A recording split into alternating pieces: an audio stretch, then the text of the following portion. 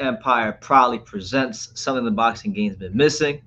Hey, what's going on? It's your boy BT. We got Pops here, and we are live. This is the official Jessie Magdaleno versus Yenifel Vicente live fight reaction. Hope you guys are doing well wherever you're at tonight. It is the second card in the post-coronavirus era. You know, this is the Top Rank on ESPN Boxing is Back series, and it's going to be an interesting night of fights. Now, this card's a bit smaller than the last one. The last card was a 5-fight card. This one is a 4-fight card. Okay. And you know, it's quite interesting because the last card we had heavyweights. We had a couple heavyweights. This fight card, we don't have any of that. Now we have I want to make sure I have everything right. Now we don't have anybody fighting above 130, I believe, on this card. We do have the likes of Adam Lopez, fighters like that. So I'm excited for it. And you know, we'll start off with the main event. We have Jessie Magdaleno, a guy that, you know, he's 2 years removed from that loss to Isaac Dogbe. He's someone that is a very talented southpaw fighter. He's someone that, you know, had that signature when he really made his name and bursted onto the scene a couple years ago when he beat Nonito Donaire. And now a win tonight would have him looking at a title shot either in WBC or the WBO. So just my personal opinion, I think you're going to see him get a WBO title shot because top rank fighters, top rank in general, go that way, is more politically connected to the WBO. That's why you always see a lot of top rank fighters get the WBO title shot. Yeah. So what that would mean is, if he wins tonight, we're looking at a guy potentially fighting Shakur Stevenson, who just fought the other night himself. So you've seen Magdaleno fight a little bit. I've seen Magdaleno a lot myself. Well, what do you make of a potential matchup between him and Shakur Stevenson? Honestly, I'll be honest with you. I think that if that was to happen, I think I like Magdaleno. What his name is? Magdaleno. Magdaleno, but I think Shakur Stevenson will probably run him over. I like Shakur Stevenson's more style than I like his. I'll come to that fight, but at the same, on the other side of the coin, you gotta understand that this is a rebound, big rebound fight for Magdaleno. Yeah, Magdaleno. Just say Jessie. Jessie, rebound fight after he lost to Dogbo and Isaac Dogbo, and I think he's got a lot to prove tonight to let people know, hey, you know what? It's been 2 years since I lost what I lost, and I got beat down, but I'm coming back and I rebound and do what I gotta do to go up to the top notch again. So he's fighting Yenifel Vicente, a Dominican fighter, and he's relatively unknown to the majority of the boxing world. I think he's got about 40 fights or something like that. He's like 30 something and 4 with 2 draws, got 28, 29 knockouts. So he's known as a big puncher. That's really the only allure of this fight, that you have a guy like Magdaleno who's, you know, a good slick combination puncher versus a guy who likes to come forward, who likes to plod forward and really impose himself on his opponents. So Vicente, what do we know about his resume? Well, he's fought a couple of guys a couple of names that boxing fans out there will know. Most notably, just last year he fought Tremaine the Mighty Midget Williams. I don't know how familiar. Oh yeah, he fought Tremaine. He fought Tremaine Williams. Tremaine Williams beat the shit out of him. Oh shit. And then years ago he fought Chris Avalos. Many of you guys remember Chris Avalos. He fought him, I think, in 2015 and 2016.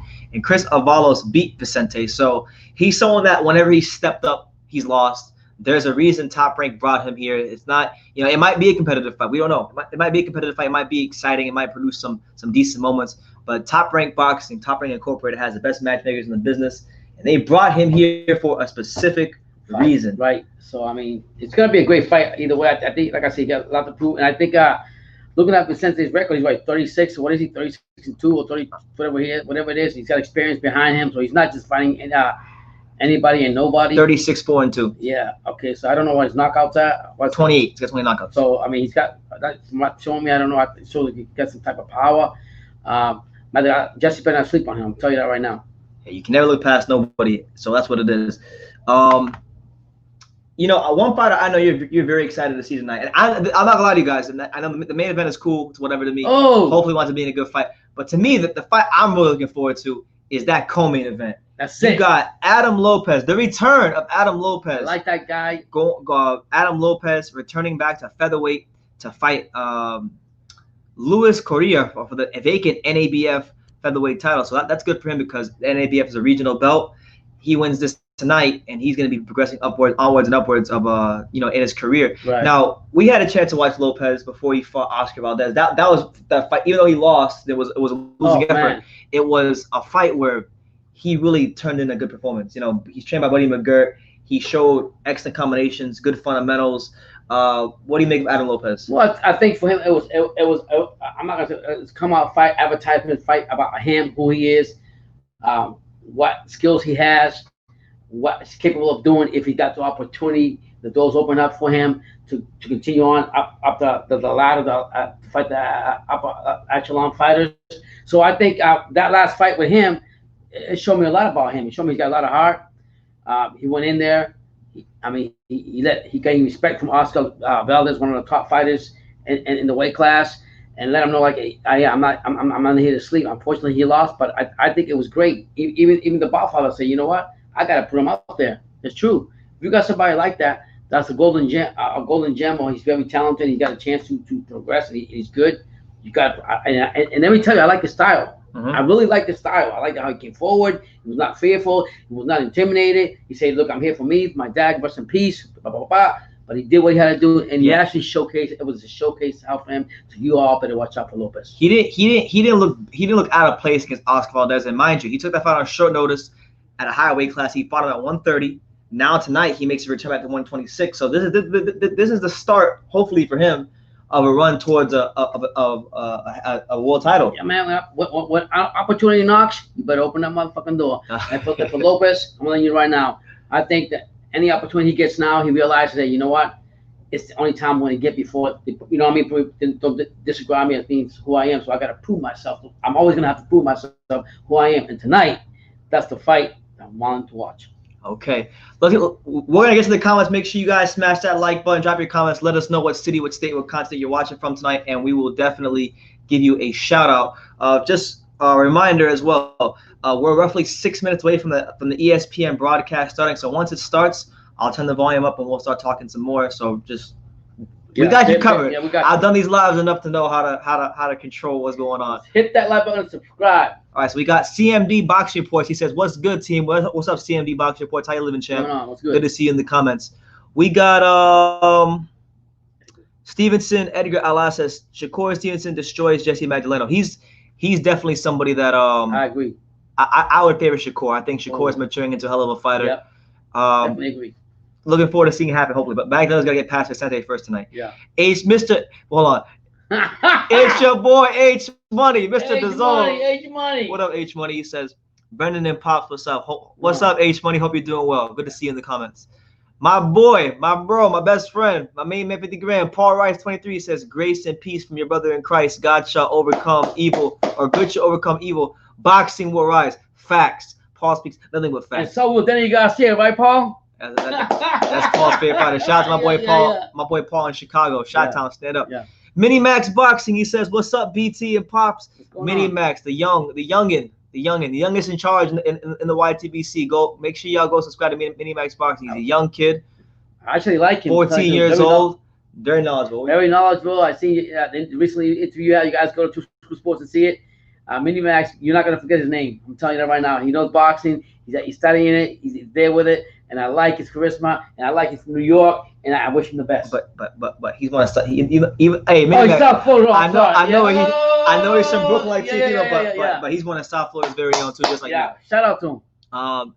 H Money says, "Brendan, Jared Anderson is the real next Riddick Bowe." You was right. Daniel Dubois is a good fighter, but he's not like Riddick Bowe. Yeah, I don't think he's. I mean, I'm glad. I mean, we agree now, but I could see Jared Anderson. Jared Anderson, he's 20 years old. He throws his punches in more bunches, so you might see 4, 5, 6 combinations from Jared Anderson, where you don't really see that Dubois. Dubois is more of just like a big, strong guy. Yeah. Kind of like I don't want to say he's like Frank Bruno because I think he's more talented than Frank Bruno, but he's kind of like Frank Bruno in the sense where it's just 1, 2 or 1, 2, 3. As to where with Jared Anderson, it's 1, 2, 3. And I mean, one thing what I like about this young heavyweight is he knows how to use that jab well, and he goes to the body hard. He breaks that body down like Paul Bunyan. He breaks him down hard, and then he comes back up with an uppercut, and he uses that jab. So I mean, he's going to be around for a long time. Believe it or not, I'm a big fan of Daniel Dubois. Don't get it twisted. But I think this could be a bright future for this guy right here. I'm not gonna lie to you. My main man, Colm Boston. Shout out to Colm out there in Cardiff, South Wales. Wales, the Welshman is in the building. Shout out to Colm. Yeah. Mad love for Colm. Hey, it's funny. Who do you like better? You like you say you like Big Baby Anderson better than you think he can come? You like his movement? You like his punches? You like he reminds him more than because he did a video where he said Daniel Dubois is an extra Dubois. I disagree with him. Okay. And he said, he's now saying that I'm right and that he believes that Jared Anderson reminds him more of Riddick Bowe. Yeah, I like him. He hits hard. He throws hard. I mean, he's very talented for a young kid. Yes, sir. You know, I've actually given him the nickname the last American heavyweight hope. He's the only hope. Hey, I don't want to put too much pressure on the kid because he's 20 years old and he's only like 4-0 or 4 KOs. But he's our only hope, guys. Jared Anderson, as it stands, he is the last American. Unless somebody else comes out of nowhere, Jared Anderson is the last American heavyweight hope. We don't have any hope right now because what we got Wilder. You know, maybe he wins, but even if he does win, how long is he going to be around the heavyweight picture? Then after that we got him. We got Trevor Bryan, who can't get fights. We got Jarrell Miller, who his name is stained for as long as he's in the box, and stained forever. So I don't know, man. The heavyweight picture at the moment is looking bleak, but maybe there is a hope with Jared Anderson. So we'll see. H Money asked the question, Brendan and Pops, does Daniel Dubois' fighting style remind you of Anthony Joshua? Does it remind me of Anthony Joshua? Not really. No, I mean, I don't know. I think it reminds me more of Anthony Joshua than Riddick Bowe. I would say that. You know, he's a bit more muscle bound. He's got more of the Anthony Joshua body. So I could see the comparison. He's gotten those comparisons. So yeah, why not? Paul Wright says, I was impressed by Jared Anderson's style. Gonna be something to see when he develops. Yeah, I think he definitely will be. I'm a huge I've been following him for a little bit, but more so like his last two fights. Blair Cobbs versus Jerron Ennis. That's a horrible fight for Blair Cobbs. Blair Cobbs, look, I like him. I think he's entertaining. He's always in entertaining fights. He's got the whole WWE persona. He goes into the ring with, Blair, the Flair, Cobbs, woo! He's lit. I like Blair Cobbs, but you watch this fight. He's very chinny. He got dropped by Villalobos. He got dropped by pretty much everybody he's fought. So I think Ennis fight is going to be definitely tough for him. We got Kanan Lawrence, my brother from the Heavyweight Factory. Shout out to Kanan. He says, "Hey brother, how's it going? How you living, champ? Good to see you." What's going on? Yeah, man. We're live for the top rank fight right now, the Magdaleno fight. By the way, speaking of top rank, we're gonna turn the volume up. Boom. There you have it. Big news from the big man. The heavyweight champion Tyson Fury will join us for. So Tyson Fury is going to be on ESPN in the morning. For those of you who aren't watching the fight, that don't know where it's at, it's on regular ESPN. Yep. He goes up against your boy BT. That is our main event. A 10-round featherweight battle. Magdaleno, who pokes Vicente a little bull, always looking for a big punch. They plan to put on a show. Vicente. Yeah, no. Paul, Jared Anderson's a very talented fighter. I actually know somebody that fought him. I know a young kid who fought Jared Anderson. This kid named Najee Lopez that trains down at Stacey's gym. And this kid Najee's a fantastic fighter himself, and Jared beat him 3 times. And Jared, if he didn't turn pro, he would have been a shoo-in for the Olympic team. Like he was gonna make that Olympic team easy. Oh man, talk to him for a second. We'll talk about protocols. Yeah, man. Like I said, this is gonna be a decent card. Like I said, the biggest name you gotta remember is, like I said, it's gonna be Jessie Magdaleno. Jesse, just say Jesse. Jesse, and then you got what's his name? Lopez. I really like Lopez a lot. I was just talking about him. So yeah, so I'm very excited about that fight. And what is it? Paul Rice was saying Jared Anderson looked like he had the natural. Yeah, man. The thing about Jared Anderson, he for a young cat, he actually throws hard. He uses that jab. He establishes that jab, and once he establishes that, he throws it with authority. And he goes to the body a lot. I really like that about him. I think everybody needs to watch out for him. I think he could be the next American. Who knows?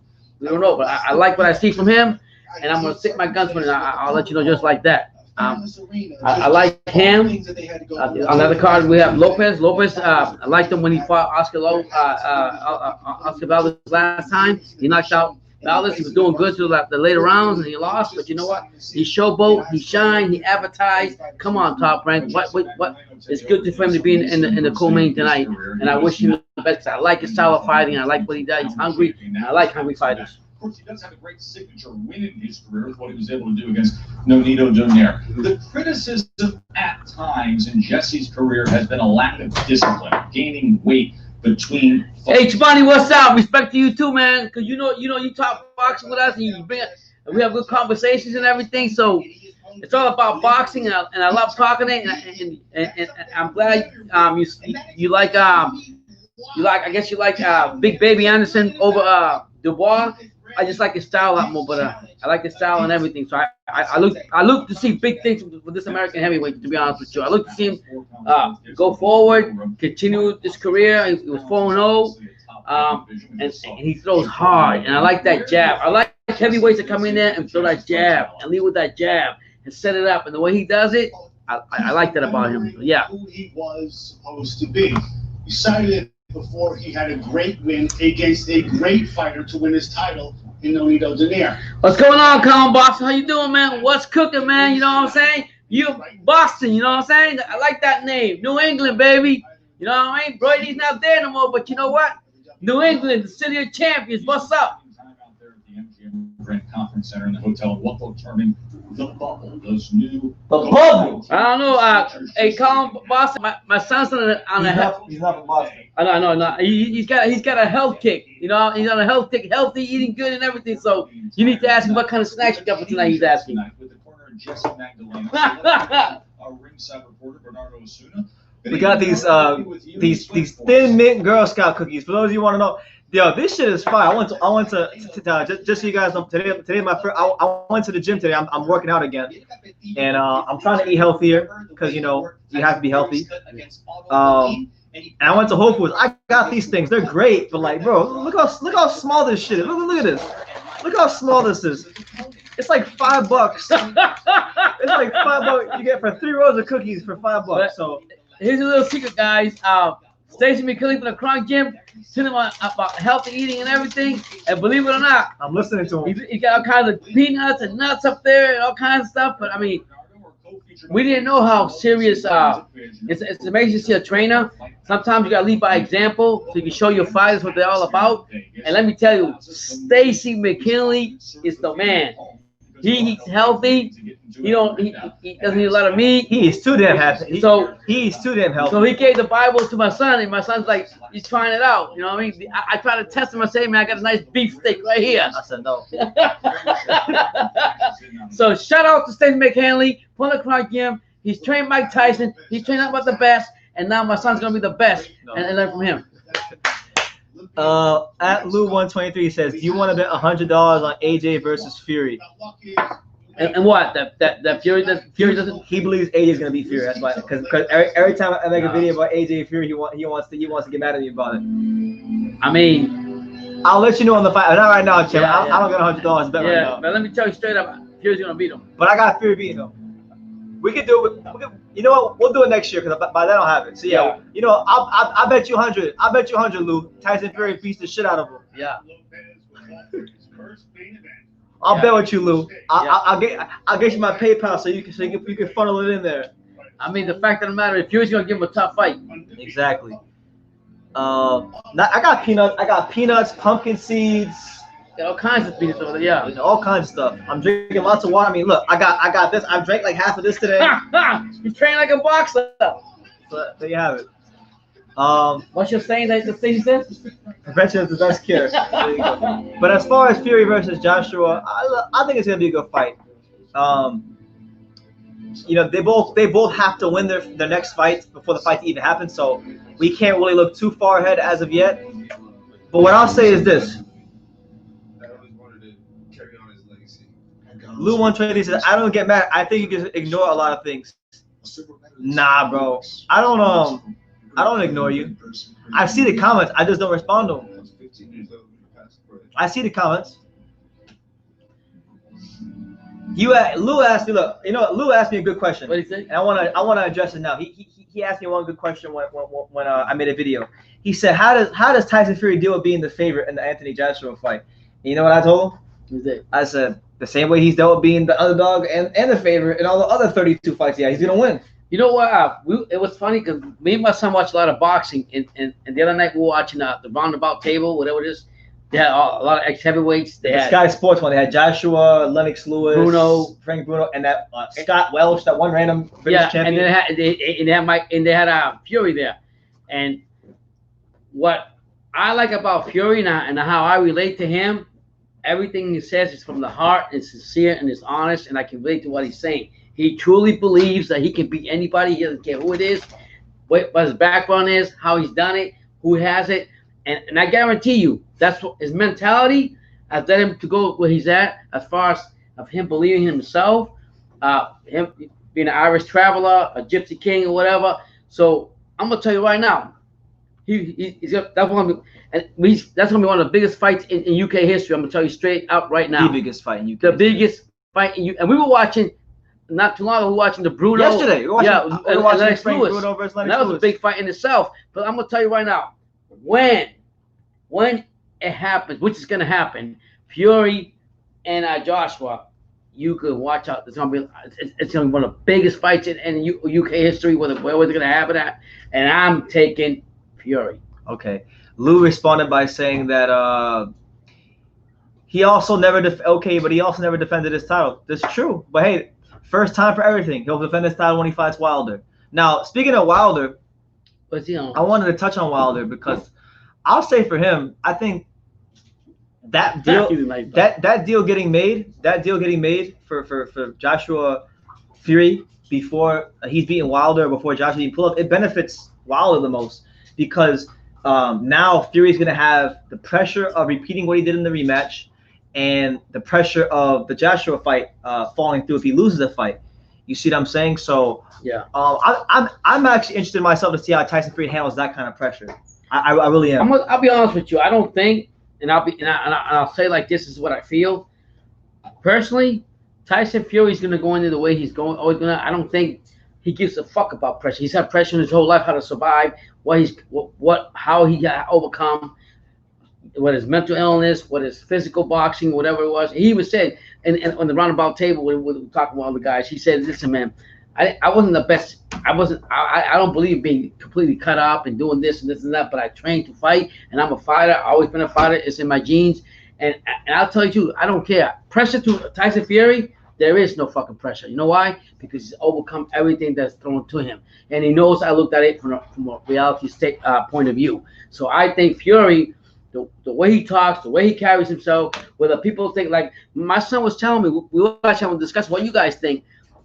If and when Fury and Joshua fight, what do you think the percentage is? Who favors more? The 60% I got to Joshua's side, or 60-40? What do you give? Remember about the fans? Yeah, we have discussion about that. I'm not sure. What do you guys think about that? He lost a lot of. I mean, who do you think, Joshua? Or what do you think? Based on the comments, like on Twitter, it looks like Joshua lost some fans, but you don't know. People always whine about everything these days. I'll say this though. When it comes to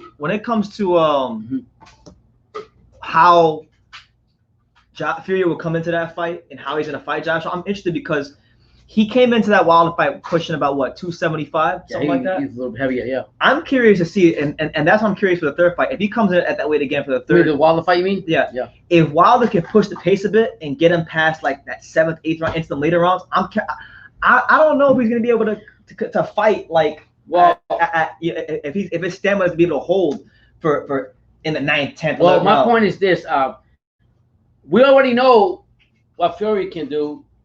I just want to know what Wilder's gonna do. What I mean by that is, the last 2 fights he had with Fury, he came in there like this. This last fight he had, he looked awful to me. I'll be honest with you. Who?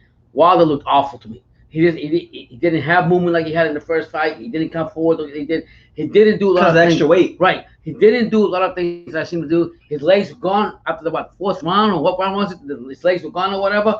So my thing is, if Wilder wants to get back to being a dominant champion, and all due respect to that wonderful right hand he has, nobody has a better right knockout, lights out punch like him. You might as well just call him the electric company because he puts your lights out when he hits you with the right hand. So all the respect to Wilder. But what I'm getting at you guys, if he's gonna fight a Fury again, if he's gonna make some changes, he's got to get some. I honestly think he needs to get his legs more stronger and get more training with that and learn how to fight going backwards. If he can make those changes, if he can get a little more movement in front of Fury, because the problem with Fury is moving target. Fury doesn't stay still. Fury is very awkward and he does things out of the ordinary. And any fight that gets in there with Fury, they can't adapt to that. So I think he's already fought Fury twice. He's already fought Fury twice, so he's been there with the opponent twice. He knows how Fury moves. He knows what he's all about. So, in my opinion, and I'm not hit. I think I think Wilder, if he's gonna be Fury, he's got to get his leg strength out of him. Fuck the 400. Give me the $400,000 for that suit. Whatever you pay for that suit, because I'll guarantee you, I might throw that suit away because it's not Halloween. You go in there, you focus on your fight. You come in there with your fucking robe on, with no weight on you, as far as training you down or whatever, and go into the ring and focus on what you got to do, make the changes you got to make, and you possibly have a chance of beating Fury. But if you don't make no changes, if you don't improve on fighting backwards, you're gonna be in trouble.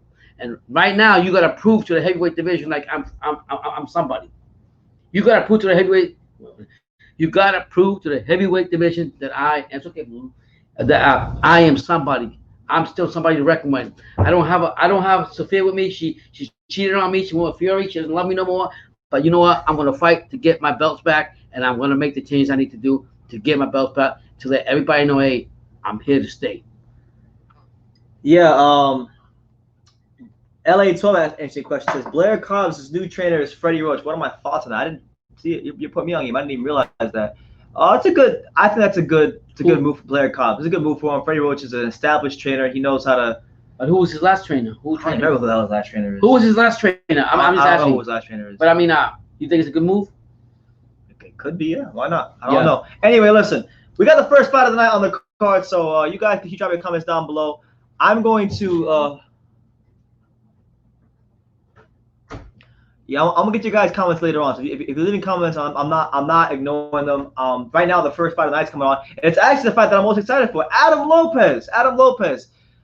He's fighting right now. He's getting ready to enter the ring. So here he comes. Adam Lopez, back at featherweight. His chase for the world title starts tonight. He's gonna start tonight. He's going to have to show himself to be a better fighter at this weight class, because Adam Lopez, he's 13-2. He has 2 losses in his career, one at 130 to Oscar Valdez, the other one to Stephen Fulton early in his career. But the way he looked in this last fight, if he can show that same kind of form again at 126, I don't see why this guy can't continue to be a good fighter. Why he can't push for a world title. I mean, he's got a good trainer behind him in Buddy McGirt. He's got a good foundation as a boxer. So we'll see. But he's out of the ring. Buddy McGirt with the mask on and all. And we're in the bubble. So it's your boy BT. We're live here on True School Sports. Hit that like button, brother. Smash that like button. Subscribe if you haven't done so already.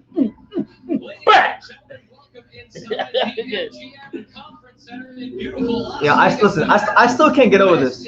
I can't get over how they got 2 ring card girls and they ain't nowhere near the fucking ring. They're like way off in the distance. Makes no sense to me. I don't care whether it makes sense or not. We got boxing live. We're here watching boxing. We're talking boxing. And that's all I care about. Shoot away. Fire away with your questions. So this is for the NABF title. Let's see who these judges are. The man in charge on the sound of the bell, Mr. Kenny Bayless. We got the OG Kenny Bayless refereeing the fight. 124 3/4 pounds. What do you guys think about the system? Have you seen it? What you like about it? I'll tell you one. Hey, let me tell you straight up, man. Let me tell you one thing, guys. You won't have to worry about no fights in the audience. There ain't nobody fighting. There's no need for security, right? Yeah. 5 3/4 pounds. Wearing white trunks with blue and gold trim. He brings a record of. I like how during the. Oh, Lopez is first, baby. Yo. Woo! Motherfucker, Lopez is first, yo. That's what I'm talking about, baby. I'm big on this motherfucker. Yeah. Sorry, guys. Yeah, I like Lopez. I don't know man. if you guys know he likes Adam Lopez a lot. I do, man. You know why? Because come on, Lopez. Let's do this. I'm a huge fan of his trainer as a fighter. Yeah? Buddy McGirt. Okay, no, I like Lopez. Lopez came in there. I've been watching a lot of Buddy McGirt fights. There you go. Kenny Bayless. Why did they put him first? I thought that was cool. I don't know. I thought it was the co-main event. Yeah. Wow. H Money says you got hands. That's all I got right now because I got a big gut, man. I got to get out there running, you know, and get training. You're like Andy Ruiz. Yeah. Thank you, H Money. All right, so round one of Adam Lopez versus what guy's name? I keep forgetting this guy's Correa. Yeah, Correa. I think his name is Luis Correa. Yeah. All right, so Lopez in the blue trunks. Luis Correa is in the black trunks, the Mexican flag trim on the sides. Adam Lopez on a world title chase. He's at 126. Yeah. Good right-handed by Louis. Lopez touches him downstairs. Well, they say that Lopez is a very slow starter. And one thing about one thing so far though, just in the first 30 seconds, Luis Correa, he's thrown a lot of punches. He's landed what? 3 right hands, a left hook. He's landed some punches on Lopez. Lopez better make sure. Not hurt him. Good uppercut there from Lopez. It's a good way to start the card so far. Yeah. There you go. Good body shots there from Adam Lopez. Nice shot too. Good right hand there from Lopez. I'll tell you this. I don't know much about Luis Correa. This first minute is my first impression of him. Right. You know, he looks like he's a live body. He's coming there to win. He don't give a fuck about what he did in his last fight against Valdez. Yeah. He don't care how good he performed against Valdez. He's coming in here and he's here to let the world know that hey, you're over here talking about this guy, but you guys are talking about me. Yeah. Right now, I think he's winning this round. He can win, but Lopez is a very slow starter. But once he gets it going, You don't want to be too slow. This is a 10-rounder. You don't want to be too slow. Not allow the slick boxing Lopez to get to a rhythm, and he's staying true to his word, at least right now. Good jab there from Adam Lopez. There you go. There you go. Good right hand and uppercut there from Correa. Correa is doing a hell of a job.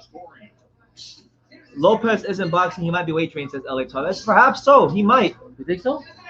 I don't know, because sometimes it happens to fighters. They move up, they come down, their body doesn't fully acclimate. But we're not making no excuses right now. This guy is putting some pressure on him. Is actually going forward, hit him in the face. Oh, good right hand from Correa. Looking like a tomato in his face. But you know what? Lopez is taking it.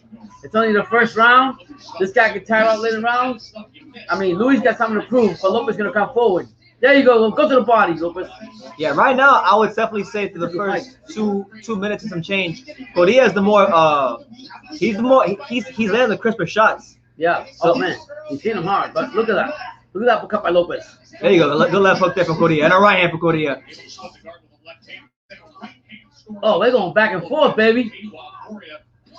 21 seconds is Yeah, first but round. I don't think this is the right fight for Lopez. This is not the right fight for him. You think so? He needs to start boxing angles. He needs to fight in semicircles. I think he's trying to boxing figure him out. angles, He's trying to figure him out. He needs to Yeah, jab, he's going to the step, body. stab. He's going to the body. Upper jabbing. No, he needs to get the fuck out of there. Uppercut. Use angles. Use your angles, Adam.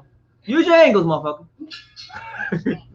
It's a good fight. That was a war. This fight was a war. So through round one, I give the first round to Correa. He did a great job pushing the pace, landing great shots. I mean, he actually he made Lopez look like a tomato. You ever seen a tomato real red? He was going for that body. He's going to the body. Correa was and going to the face a lot. But I think Lopez is he's a slow starter. But like BT says, if he gets too slow, he's gonna be in trouble. It's on ESPN. It's on ESPN for those of you who wonder. Brendan, Barbershop Conversation is going to have Eric Slubin and the Sherry Kevin Cunningham on the show tonight. It's streaming right in and ask questions. Oh, good for him. Shout out to Barbershop. Yeah. I know. I was supposed to. Kevin Cunningham's gym is in my area. I gotta go there one of these days. They realize, okay, Adam Lopez is for real, and he's here to fight. Yeah, we have to see Adam Lopez fight because right now Correa don't give a fuck about none of that. Yeah. I know a girl who knows Luis Correa because she was posting about him on Instagram today, and she was saying, yeah, she is. Yeah. I can't lie. Yeah. That's what I'm talking about. But she spoke highly of him. But you never know. Sometimes he goes to say a guy's a good fighter because they think he's cute. But hey, so far he's right. He's jabbing. he's coming here to fight. He's off to a good start. He's doing a good job of crowding that distance and making Adam Lopez uncomfortable. I think Lopez gonna make some adjustments now. I mean, this guy is coming forward. And if it was me, like you were saying, Brandon, I would slip and move until he gets tired. One thing he's doing a great job of is when Adam Lopez dips to his right, yeah, he throws the right hand immediately. If you watch him, Adam Lopez will throw a jab, he'll come inside, and then when Adam Lopez dips to the right, you see Correa bang with the right hand. That's been something I've noticed so far in the first round and some change so far. Wow, he's hungry though. You can tell Correa's hungry. There you go, good right hand from Lopez. But I still want to see Lopez use some more forward. He's going to the body, man. There you go. That's what we want to see. Throw a punch, sidestep him. Throw it. Use angles. Use your angles, Adam. There you go. He did it again. It's a slow starter. Because one thing you can see with Correa is very good at fighting in a straight line. But when you watch these punches he's landing, he's not throwing these punches from angles. These are straight up middle punches. These aren't. These aren't. He's not stepping and coming here and going like that. He's just going forward. He's going bam, bam, bam, bam. That's what he needs to do. Fight him in angles. Don't fight him in lines. Fight him in angles. Dean Lago, just up, champ. How you living? And let his hands go on the inside. If he can maintain his pace. Yeah, man. Louis. I'm a big fan of Louis.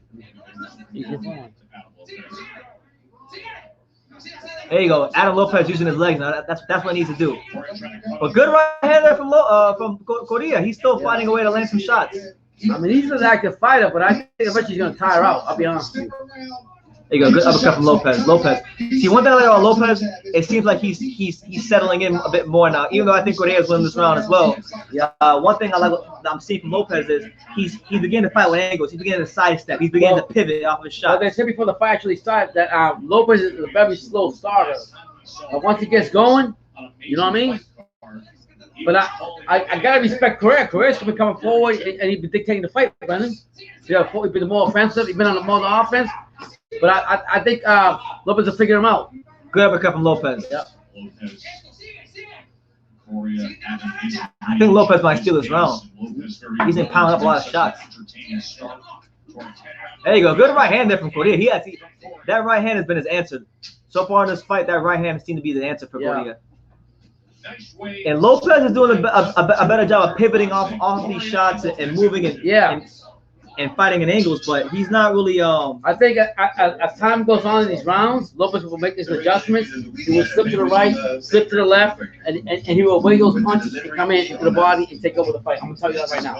He's a slow starter. I like what I see from him, but I gotta give respect to Correa. He's coming in here. He's been pushing the tempo of the fight. He's been coming forward, and he's been hitting him hard and let him know, look, I'm not here to play with you.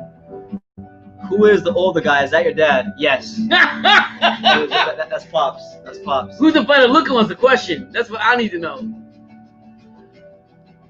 Brendan and Pops, do you think Shakur Stevenson can become the next Pernell Whitaker? He reminds me, like I would say this. He's not like he's not as slick as Pernell Whitaker. Like he's not as slick as Pernell Whitaker.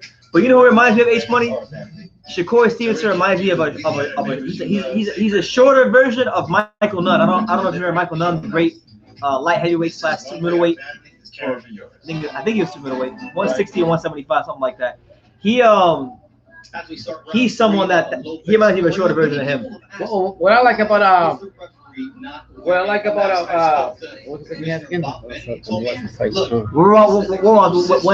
answer it after. We're round 3 of Lopez versus Luis Correa. It's been a very fun fight to watch so far. A great way to kick off the card for Top Rank.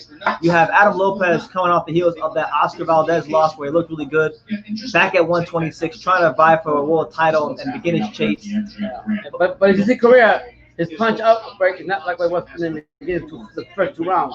Well, because Adam Lopez is beginning to use his legs. He's beginning to use that ring. Right. And his space and his distance, right?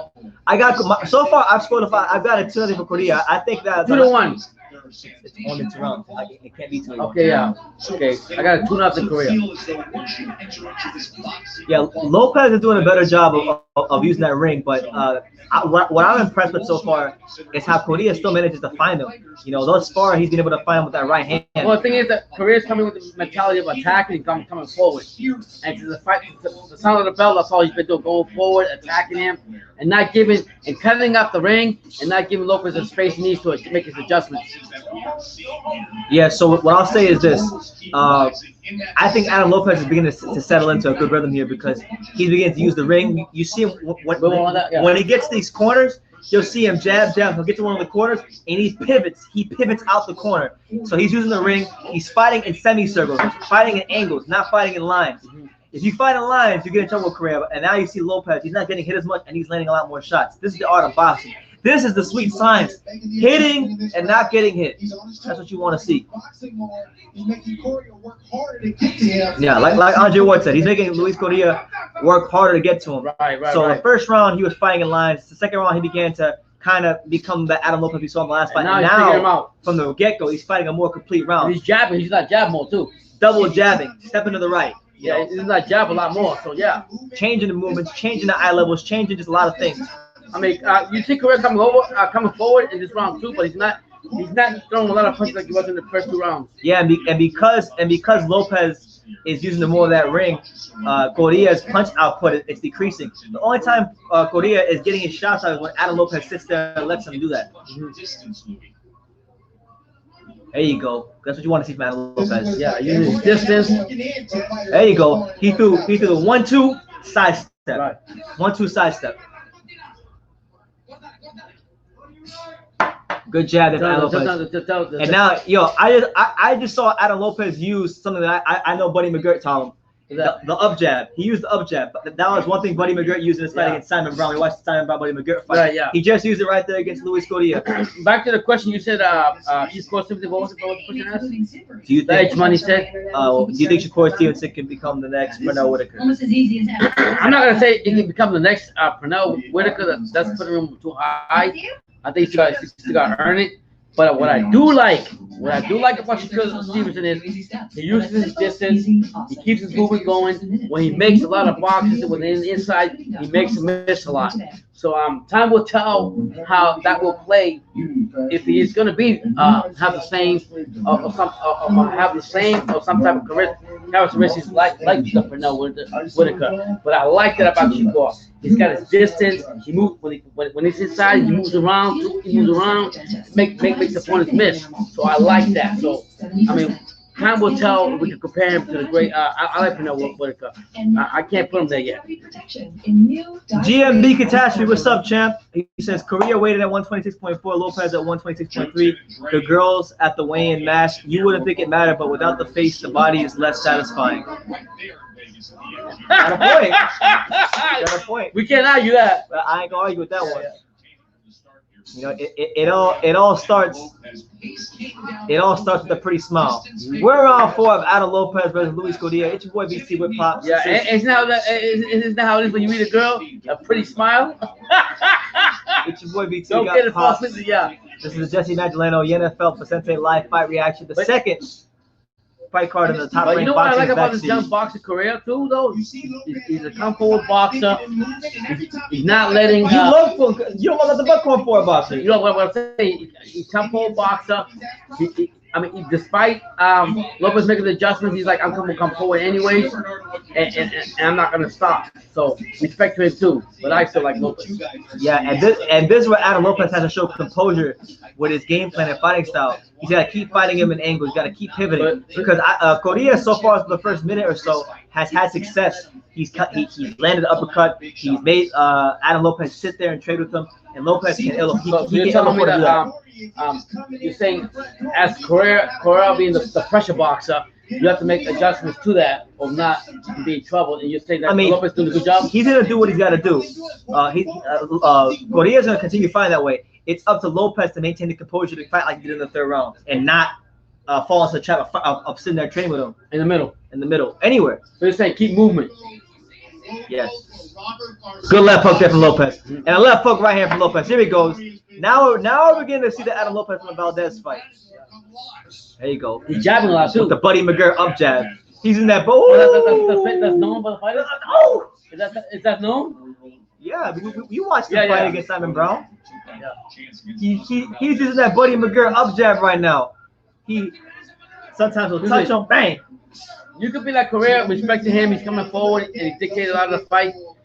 But as he's coming forward, if he's not attacking, what good is it? What good is it? Yeah, and right now, as the fight goes along, like BT said, Lopez is making adjustments to make it an entertaining fight.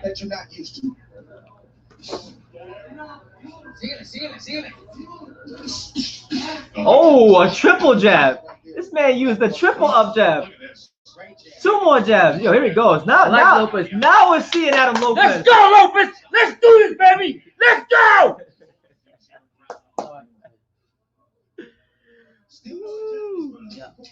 I like it. I'm a big fan of his. Unbelievable. And then bang down to the body. There you go. Good left hook from Adam Lopez. There you go. And there's now, because now Lopez has made the adjustment to Luis Correa. So now Luis Correa has made the adjustment to Adam Lopez. Can he show a different part of his skill set to make Lopez uncomfortable? Because what happened is Lopez has figured him out. The first 2 rounds, Correa was coming forward, attacking, doing good. But like I told you, once he figures him out, he's done. You know what I mean? Yeah. And I like that about Lopez. I like Lopez. He's a hungry fighter. He knows how to slip to the side, go to the other side, keep the movement going. And as long as you do that for a fighter that's coming forward, he's not going to hit you. Keep moving going. My man Adam Lopez is cooking with cold grease now. That's what I'm talking about. Let's go, champ. Let's do this. Hit that like button, brothers. Hit that like button, baby. Let's go. That's right. I'm good. That's right. No, listen, man. It's been how many months we talked boxing? 3 months. Yeah, man. So 3 months, man. I look at my son. I look in the mirror. He look like me. I look like him. I want some action here. I can't. You know what I mean?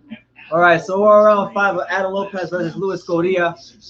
Lopez is beginning to fight marvelously right now. What do you got right now, man? I got a 2-2 right now going to the 5th round, but with Lopez trending upwards, Correa trending downwards. Right. What do you guys got it? Drop your scorecards down below. What have you guys scored the fight so far? Oh, right. And Adam Lopez is so comfortable right now. Look how loose his body is now. I think he figured him out. There you go. Wow, is that slipping you think? He's ducking and slipping. Yeah. He's rolling the shots. He's ducking, slipping. He's rolling the shots, turning off the shots. There you go. Good body shot there from Adam Lopez. And there are the total jab numbers. And in that last round, that's really what I want to point out. Wow, he's making a miss a lot though. Yeah. Woo! This man just turned southpaw and shot a straight left to right to his dome. Yeah. He went and said, shoot, right to his dome. This is the best fight. This is the best fight that's happened since boxing came back. You want me to show? Yeah, the period. Yeah. I'm saying this is already better than all the other fights in the last card. I love Lopez's jab. He's figuring out that if I keep movement, when I have a target coming forward to me, if I keep movement, it's gonna be hard for him to hit me. And Lopez has figured him out. One thing I would like to see from Correa is I want to see him start stepping with that jab. He's throwing these pawing jabs, but he's not really stepping in with it. Step in with it, man. He's not throwing with meaning. Yeah. Throwing them. What's happening if you watch him? He's throwing this jab, and and even if the jab lands, because he's not stepping with his jab, when he throws the right hand behind it, his right hand is falling short. Wow. You know, Riddick Bowe told me that in the gym. What did he say, dude? Riddick Bowe told me in the gym. He said, you gotta. Riddick Bowe, baby. You gotta step in with the jab, because if you fail to step in with the jab, when you go to shoot with the opposite hand, with a power hand, you're gonna fall short because you didn't step in to cut the distance. Oh wow! So that's what I'm seeing from Correa right now. Know what I'm saying? So to set up your bomb, you gotta shoot at the target and come in with the bomb. Yeah. Wow. And that makes a big difference when you step forward. Yeah. Because if you're just pawing, if the opponent is moving right, and you're just throwing this pawing jab, but you have to step in to cut that distance. When you go to throw the punch, he's out of range. He's out of range. Wow. As to where if you step in with a jab, right, he's right there. Right. Or he's closer. So that's good point. But one thing I like from Adam Lopez in this round is now he's beginning to peel back the layers. Right. He's turned southpaw. He's showing him different looks. He's using the ring. He's using angles. He's fighting him in semicircles. He's doing what we were asking in the first round. And right now, crust first. Adam Lopez is looking the part at 126. I like him. I like him. I think the only thing I would say, I don't like the fight as a slow start sometimes. Yeah. Because as the competition goes up, Brandon, BT, as the competition goes up, you can't start slow with somebody that's better than, you know what I mean? The competition gets better and better because he's going to pick you up right away. Yeah. We helped him set up a last one. Absolutely. Rocky couldn't carry my jockstrap, says, yo, Pops and BT, y'all are on court right now. Shout out for work. I'm essential. LOL. Hey, listen, man. We're here for you, baby. We're here. That's right. We're here to talk boxing. Essential nonsense. I wasn't essential. They gave me the red flags, so guess what? They said, I love it because I'm talking boxing, so you didn't mess me. You help me out. what's in this cup? What's in this cup? It's just wine. Oh, it's just wine. Just wine. The bitches drink, but I'm chilling out. All right, so round 6 of Adam Lopez versus Luis Correa to open up the second top rank boxing is back card. 6th round? It's the 6th round. Fight, man. Yeah, I got Adam Lopez up 3-2 right now. Oh, you see, now Adam Lopez. Wow. You saw it right there. Because no, not there. Louis just threw a right hand and it fell short because when he stepped in with a jab, when he threw a jab, he didn't step in with it. It's funny too because he steps in with his hooks, but he don't really step in with his jabs. Yeah. You watch him. He's not really stepping in with his jabs. There you go. Good jab there from Cody. I want to see more of that. I think Lopez figured him out though. And another thing, another thing I like to see from Correa, but he might not have this in at all. He might not have it at all.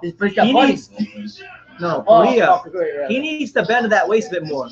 When you throw that jab, bend to the side and don't be too stiff. Don't be too stiff. Go to the body. Because if you watch him, he's throwing all these hooks from this position, so he's just going. As to where if he was bending this way and bending that way, he'd have more angles. He can come up top. He can come around. Go to the body more.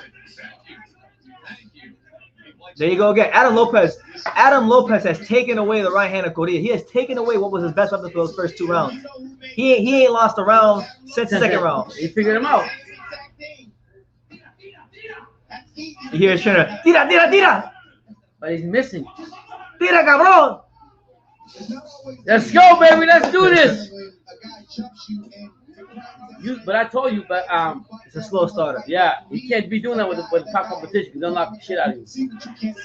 He said, "Miss H makes us top sipping on that hurricane wine." You got that right, motherfucker. You know what I mean? Boxing is back, baby. It's always my hurricane. No, I'm just having a good time. That's all. Funny. There you go. A triple jab with a right hand. Bud Light, but I got some wine tonight. I might get a Bud Light though. No, God forbid. God forbid you get the Bud Light. It will really be time we get the Bud Light. Yo, this is the first fight. It's been an exciting fight though. But no, it's a good. I mean, I guess it's a good way to set the tone. You think so? I think so. Maybe the other fights will be good too. Even though I have no clue who the hell those guys are. Yeah. We call that ring IQ. Yeah, Lopez doing a great job of he'll be in the pocket. He'll slipping and sliding, brother. He's slipping and sliding, so he's missing. He'll come to the outside right elbow of Correa, then to the outside left elbow of Correa. Miss. So I mean that's a big thing. And Correa's punches on even the punches that lands now, they're not really as crisp. No, I told you he was gonna punch himself out. Sígale. Tira. Oh! Beautiful combination by Lopez. Adam Lopez with a 4-piece and a biscuit. Wow. What was that? Two or three punches? Yeah. He's beginning to beat the dude like he stole something. He's beginning to beat him up. He's beginning to beat his ass like he said something bad about his mama. He's not playing games. He ain't talking about his mama. God bless his mama. He's talking about his daddy. Rest in peace in heaven. That's his motivation for him to win. Let's do this, baby. GMB said makes you want to go with the wine too, but it's a bit early here. No, man, I'm just chilling. I'm 50 years old. You drink a lot of beer, all you're gonna get is fat. Wine's good for your blood, your circulation, and everything. Jesus drank wine. Yeah, and I drink wine because I get more crazier. As you can tell, my son's trying to figure out why I'm crazy. Come on, man, let's go. Rocky says, ha, LOL, yo, I love seeing you guys, man. I hope I'm my son and I have y'all type of relationship. You will. You know what? As long as, whether it's 2 minutes, 5 minutes, any kind of time you spend with your son, and whatever, you take that time, it will pay off in the end. I'm blessed with this man right here. There you go. And I'm blessed to you guys, too, for being here. All right, so we're heading into the 7th round.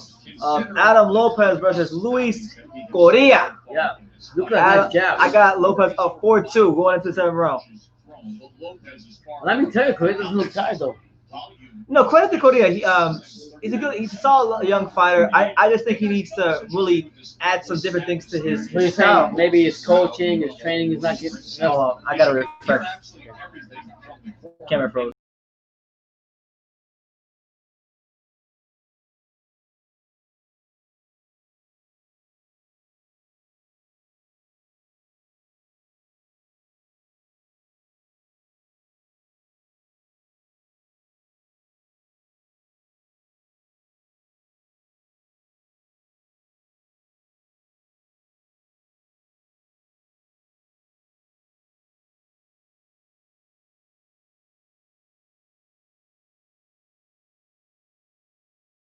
All right, so we're back. Sorry about that, guys.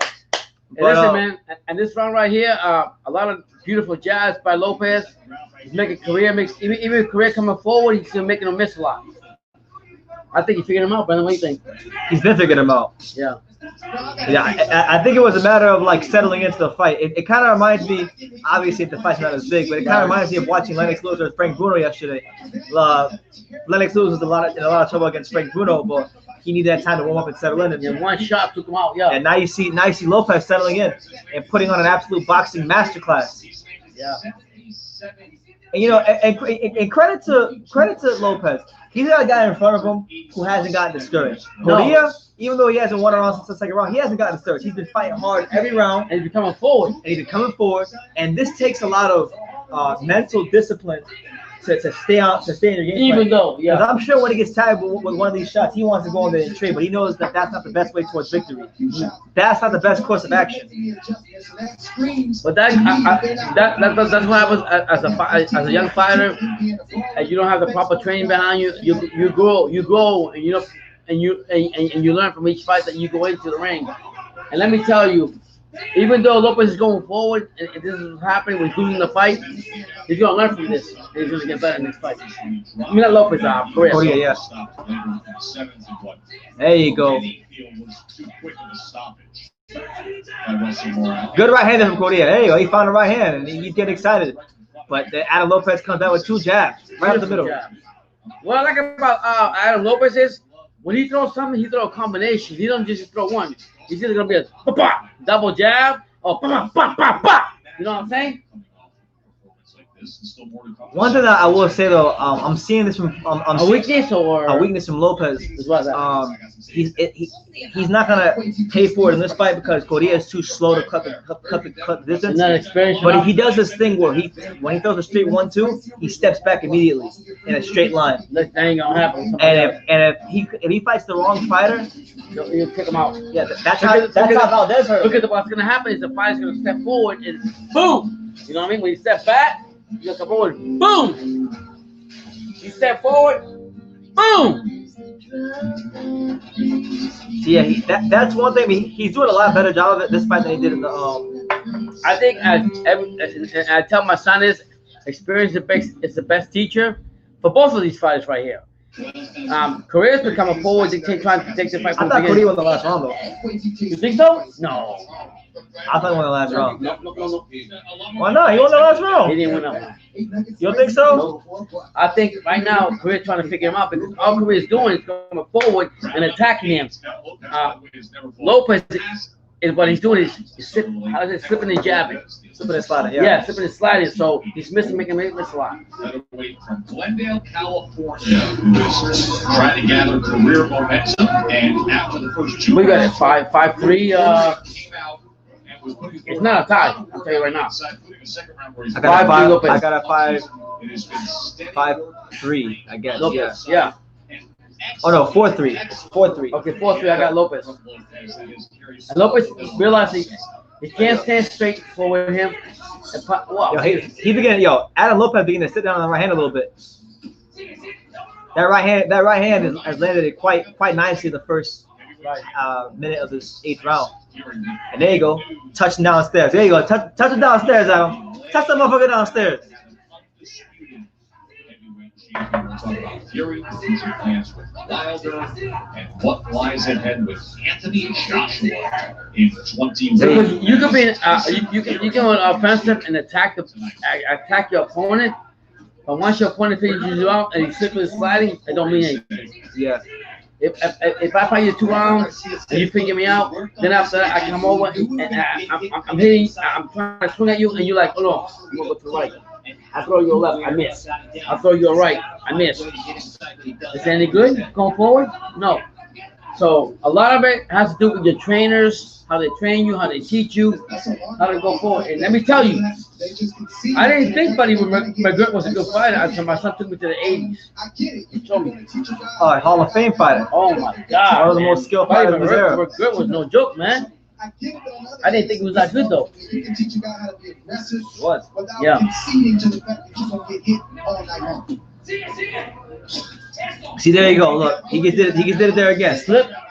He just did it there again. He threw a jab right, and he pulled back out immediately. Lopez. Straight in a straight line. He just did it again. You figured him out. If this dude can time him with a right hand, and I'm telling you, he's there. And now, see, now he's making the mistake of not moving. Uh-oh. Adam Lopez might be blowing this fight. Nah. Who was it? Was it Sugar Ray? Was it Angelo Dundee? He told Sugar Ray, "You're blowing it. Yeah. You're blowing it, son. You're blowing it. Come on, Adam." You know what he told him? Yeah. He's pulling back in a straight line, and Correa just caught him again. He grazed him with that right hand. Wow. You better stop doing that. Who you got this round for? I think Correa's winning this round too. 4-4? It'll be 4-4 my card. Oh Yeah. shit. No, I don't see it like that. Good right hand from Adam Lopez. There you go, another right hand from Adam Lopez. Oh, this is a tough round to score. Yeah. Who you got? Damn, look, that's a good That fight, was a guys. tough, that was a close round. Listen, I didn't think that this co-event was going to open up right away like that. I tell you, holy motherfucker. You think you live life? We're talking boxing, okay, motherfucker? Get your ass down. I got what's his name? Korea? I don't know what. Who do you guys think won that round? I'm not sure who won that round. Yeah. I'm gonna go with I'm going Lopez. I'm gonna go Lopez. I thought Eric goes that he's smelling a draw. I don't think it's a draw. I think Eric that I thought Lopez won that Lopez round. is figuring him out. He's moving around. Yeah. I would say he's coming forward, but he's not. Lopez figuring him out. He's moving around more. There's nothing like enjoying a classic with a classic. Yeah, LA 12 got Korea winning this round. Wow. You think he won that last round, Korea? LA 12? Joe, Dre, and Timmy with you, calling the fight remotely. All right, so round 9, very, very important round for the fight. Round number A knockdown for either one of these guys would be huge. between Correa and Adam Lopez. I gotta give respect to Korea though, but he kept the time forward no matter the whole fight. It's also good. It's good discipline on this part to stick to his game plan. You know, a lot of fighters use that cliche. We stuck to our game plan, but he's really sticking to his game plan. Yeah. And he had a lot of reasons early on to not do that. There you go. He grazed him there with a left hook. And now Lopez is not really fighting, and he's got to keep moving. Wow, man. He's blowing it. You're blowing it, son. No. If he gives his distance this jab, he'll win this fight. Yeah, when the rounds are hard to call, typically it's a draw. Yeah. Yeah. This atmosphere, the fact that, you know, And of course the crowd screaming loud. And now Correa's beginning to catch with the left hook. Now I see that the left hook has been coming to punch for him to land. No, If I was Correa, if this dude doesn't start moving, I would sit down on the left hook right now. well, if he's gonna brawl with him and fight with him, it's a big disadvantage for Lopez. Yes, it is. If he keeps his distance and he fights back and he does, yeah, better fight. Sanchez, who's 6'4", Jessie There you go. Another left hook there from Correa. It's a close fight, right? A very close fight. Conversation with heavyweight world champion Tyson. There you go. Good one too there from Lopez. And Adam Lopez has some swelling on his eyes. So it looks like some of these punches are beginning to affect Adam Lopez. Because he ain't moving like he was earlier. Man, Perez been coming forward the whole fight, so. right now, you know. Oh, good right hand there from Adam Lopez. So right now, it seems the punch that's working for Lopez right now the most is the right hand. Oh, nice upper jab. And a left hook there from Correa that catches Lopez again. The left hook is Correa's money Uppercut punch by- right now, and the right hand is Lopez's money punch. They go back. Isn't it trying to fight? I'll tell you Another that. left hook from Correa. And the crowd. Oh wait. Come on, Lopez! Let's go, Lopez! Let's go! Let's do this!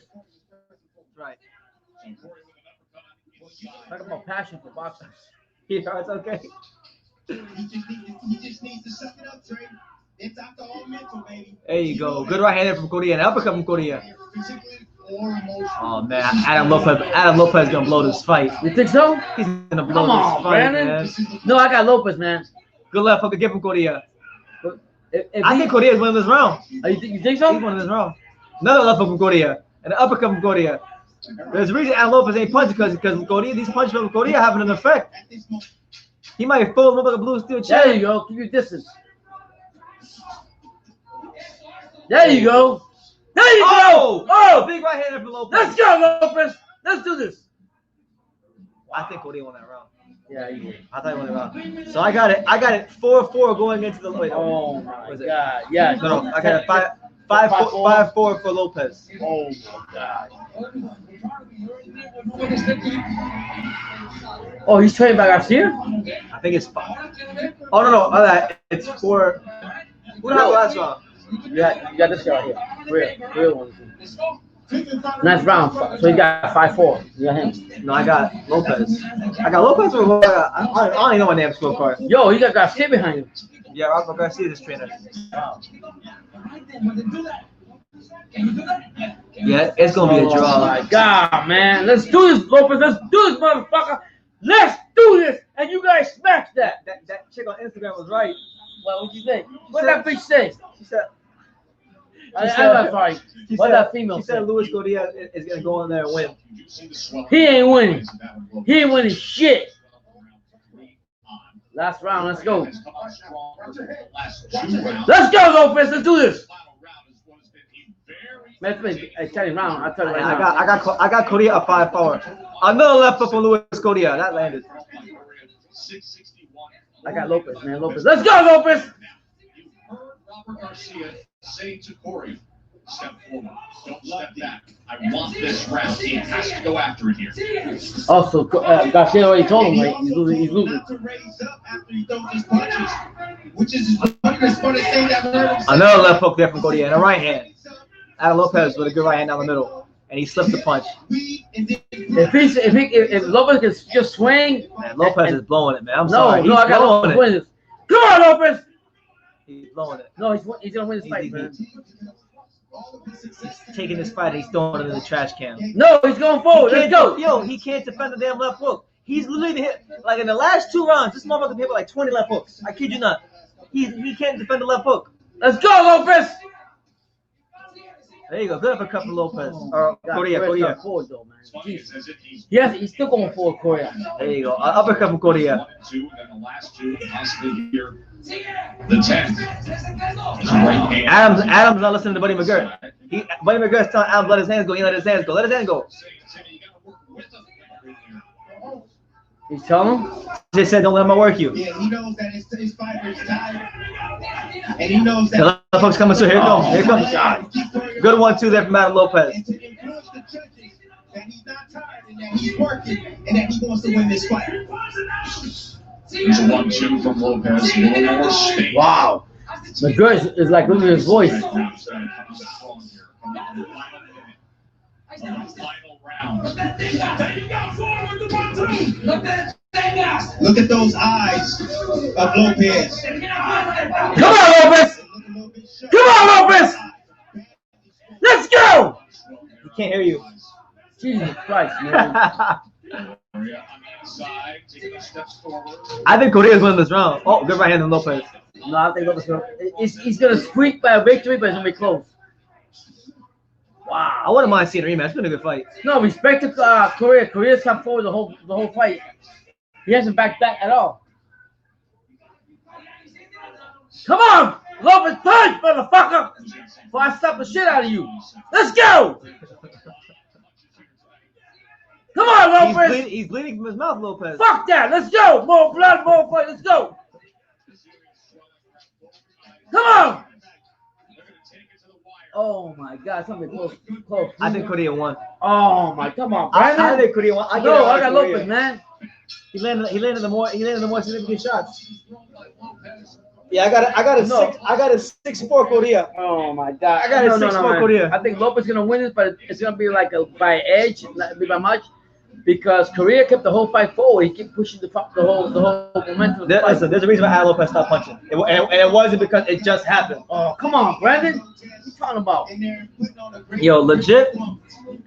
If he just knew how to defend a left hook, he would win that fight. Okay, Brandon McGregor. He got hit with like 25 left hooks the last 3 rounds. But Buddy McGregor was telling that.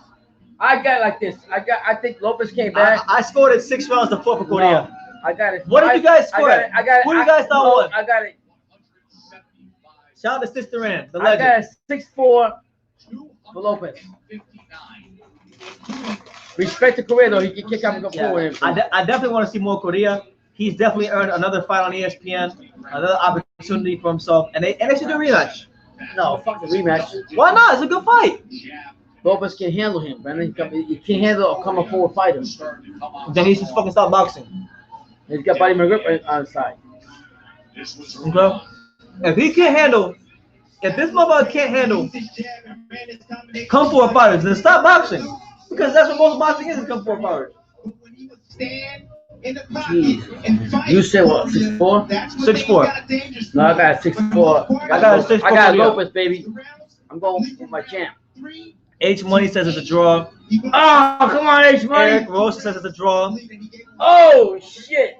H Money also says I love it. Great commentary. This is the best commentary I heard on YouTube. Appreciate you, champ. Thank you, man. Thank you, H Money. H Money, man. Top box every day, man. You can school me, talk respect here, bro. You're my respect. Damn. You think it's a draw? I don't think it's a draw. I thought Correa won. No, Brandon. He came forward. He missed a lot, Brandon. And the later rounds, he missed a lot of rounds. Only this last round, he looked good. Come on, man. Shit. Let's go, Lopez. Let's do this. I feel like fighting right now. I gotta calm down. My daughter's coming tomorrow. It's hard. Wow. I hear what you're saying, baby, but look at the eyes. So right now we're waiting for this. Lopez's eyes, they're all pumped up. Jesus Christ.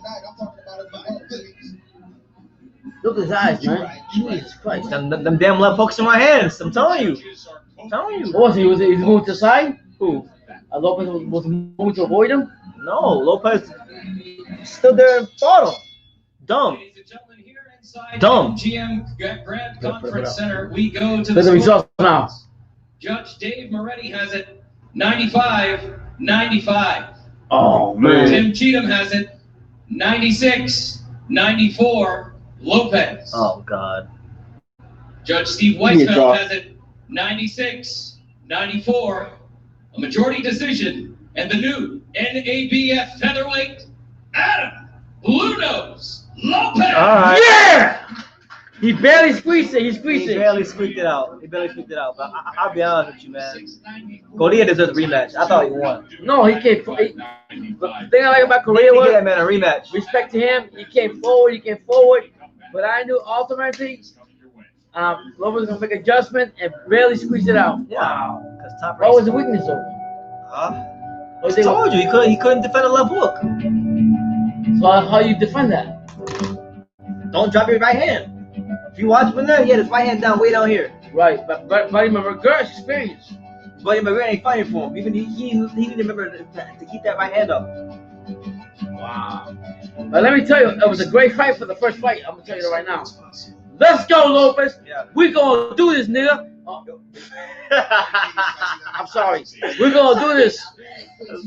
Forgive that. I just lost it, man.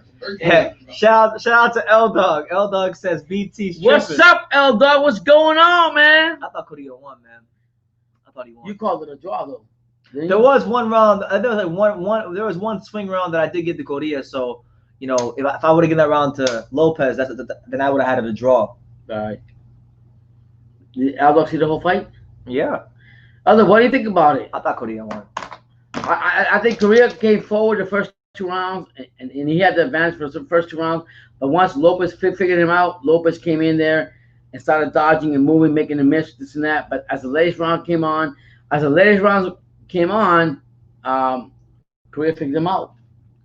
But I still think that Lopez Let's just say this: Lopez is very lucky that fight wasn't 12 rounds. Oh my God. He's very lucky that fight wasn't 12 rounds. But he's learning from that. Well, Give him credit. no, it was a good fight. It was a good fight. He's lucky Correa can't punch like that. Yeah. So it was a good fight. I personally, for me, look, I'm not mad. I'm not gonna go as far as to call it a gift because it definitely wasn't. That fight could have won either way. It could have been a draw. There were a lot of swing rounds. I think I like the fact that Correa, as the fight wore on, he stayed disciplined within his game plan. He kept pressing forward. He was able to really land some significant shots on Lopez. He got Lopez to fight his fight. He became that ring general the more the fight wore on. Yeah. But regardless, it was a hell of a fight, and just my hats go off to both fighters. So that's the first fight on the card. We got 3 more to go. It's your boy BT. That was a great fight. That was a great fight for the first one. Mhm. Great fight. I ain't gonna lie. It's your boy BT. We got Pops here. This is the live fight reaction for Jessie Magdaleno versus Yenifel Vicente. We appreciate all 18 of you that are here right now. Make sure y'all smash that like button. We're gonna go to the ESPN broadcaster interviewing Adam Lopez right now. Let's see what he's saying. You said, what about your face? Yeah, man, it feels like that. My eye hurts, my lip hurts. You know, that is my toughest fight to date. I used to say my other fight against John Carlos Rivera was my toughest fight, but this one definitely my toughest fight. What made it tough? Because he got off to a blazing start, then it seemed like you were able to take control. What happened? He was relentless. I was hitting him. I honestly hurt my hand hitting him that many times with my jab, and he was just relentless. He didn't care when I hit him. I got some good body shots in. I heard the wind come out of him, but he had a lot of heart. He kept coming no matter what. And that's what made it so tough. I was trying to box, and he was trying to fight. And, you know, sometimes I went to his game plan. Sometimes he fell into my game plan. So when you look at this fight and what you went through, there's a lot of big names in this weight class. Who do you want to fight? I want to get ranked. I don't know what this is going to rank me, but I want to get at least in the top 10. So anybody in the top 10. I don't know whoever else is in there. I don't really pay attention to rankings too much. I don't watch boxing every day, but give me a name. You know, this was not my best fight. I give it a C. You know, I feel like I made a lot of mistakes. And maybe he showed my weaknesses a little bit here and there. I got a lot to work on. I know I got a long way to go, but you know, I'm still young. I still only have 16 fights. I keep working, keep getting better. I want to be named by the end of the year or sometime next year. Thank you very much. We send it back to you guys. All right, so there you have it. A very honest assessment of his performance for Adam Lopez. He said, hey, I fought this guy. You know, I fought this guy. He sometimes I fell into his game plan. He was trying to box, or I was trying to box. He was trying to fight. Sometimes I fell into his game plan. He fell into my game plan, and that's what it was. So I think for Adam Lopez, he can come away from that fight with valuable experience, with more confidence. Every fight he learns. With a much more improved boxing IQ, and just understand that to be that world-class fighter that he shows himself to be through some of these rounds, he's gonna have to stay disciplined throughout the whole fight, throughout the entire fight. You got a good trainer, Brandon. Yeah, he's gonna have to continue. He's gonna have to continue to keep that discipline the rest of the whole entire fight. So, good performance from Adam Lopez. I'm happy to see him come out with a victory. I did think that Luis Correa won the fight. I had him barely winning the fight, but it's a matter of preference. The fight could have easily been a draw. It could have been 6-4 the other way for Lopez. You know, I hate using the old Max Kellerman line where he says, it was a close fight that really could have won either way. But it really was a close fight that could have won either way. So credit to both fighters. My tip of the cap goes to both of them. And that's just what it's going to be. Adam Lopez says he wants a name at 126, a big name by the end of the year, anybody in the top 10. So you know what? While we're sitting here waiting for the next fight, make sure you guys smash that like button. Let's have a look and see through the top 10 at 126. Let's see who could be some potential opponents for Mr. Adam Lopez in the future now that he's got an NABF belt. Let's see. Gonna go on boxing scene. Look at these rankings right now. Let's see. 126. It's 130. All right, so let's look at the. I'm gonna throw out some name. I'm gonna throw some names out there for you guys. You guys let me know if you want to see Adam Lopez fight one of these guys in the top 10. We got guys like Michael Conlon. We got guys like Jessie Magdaleno who's fighting in the main event tonight. We got Kid Galahad. We got Christopher Diaz. We got Isaac Lowe.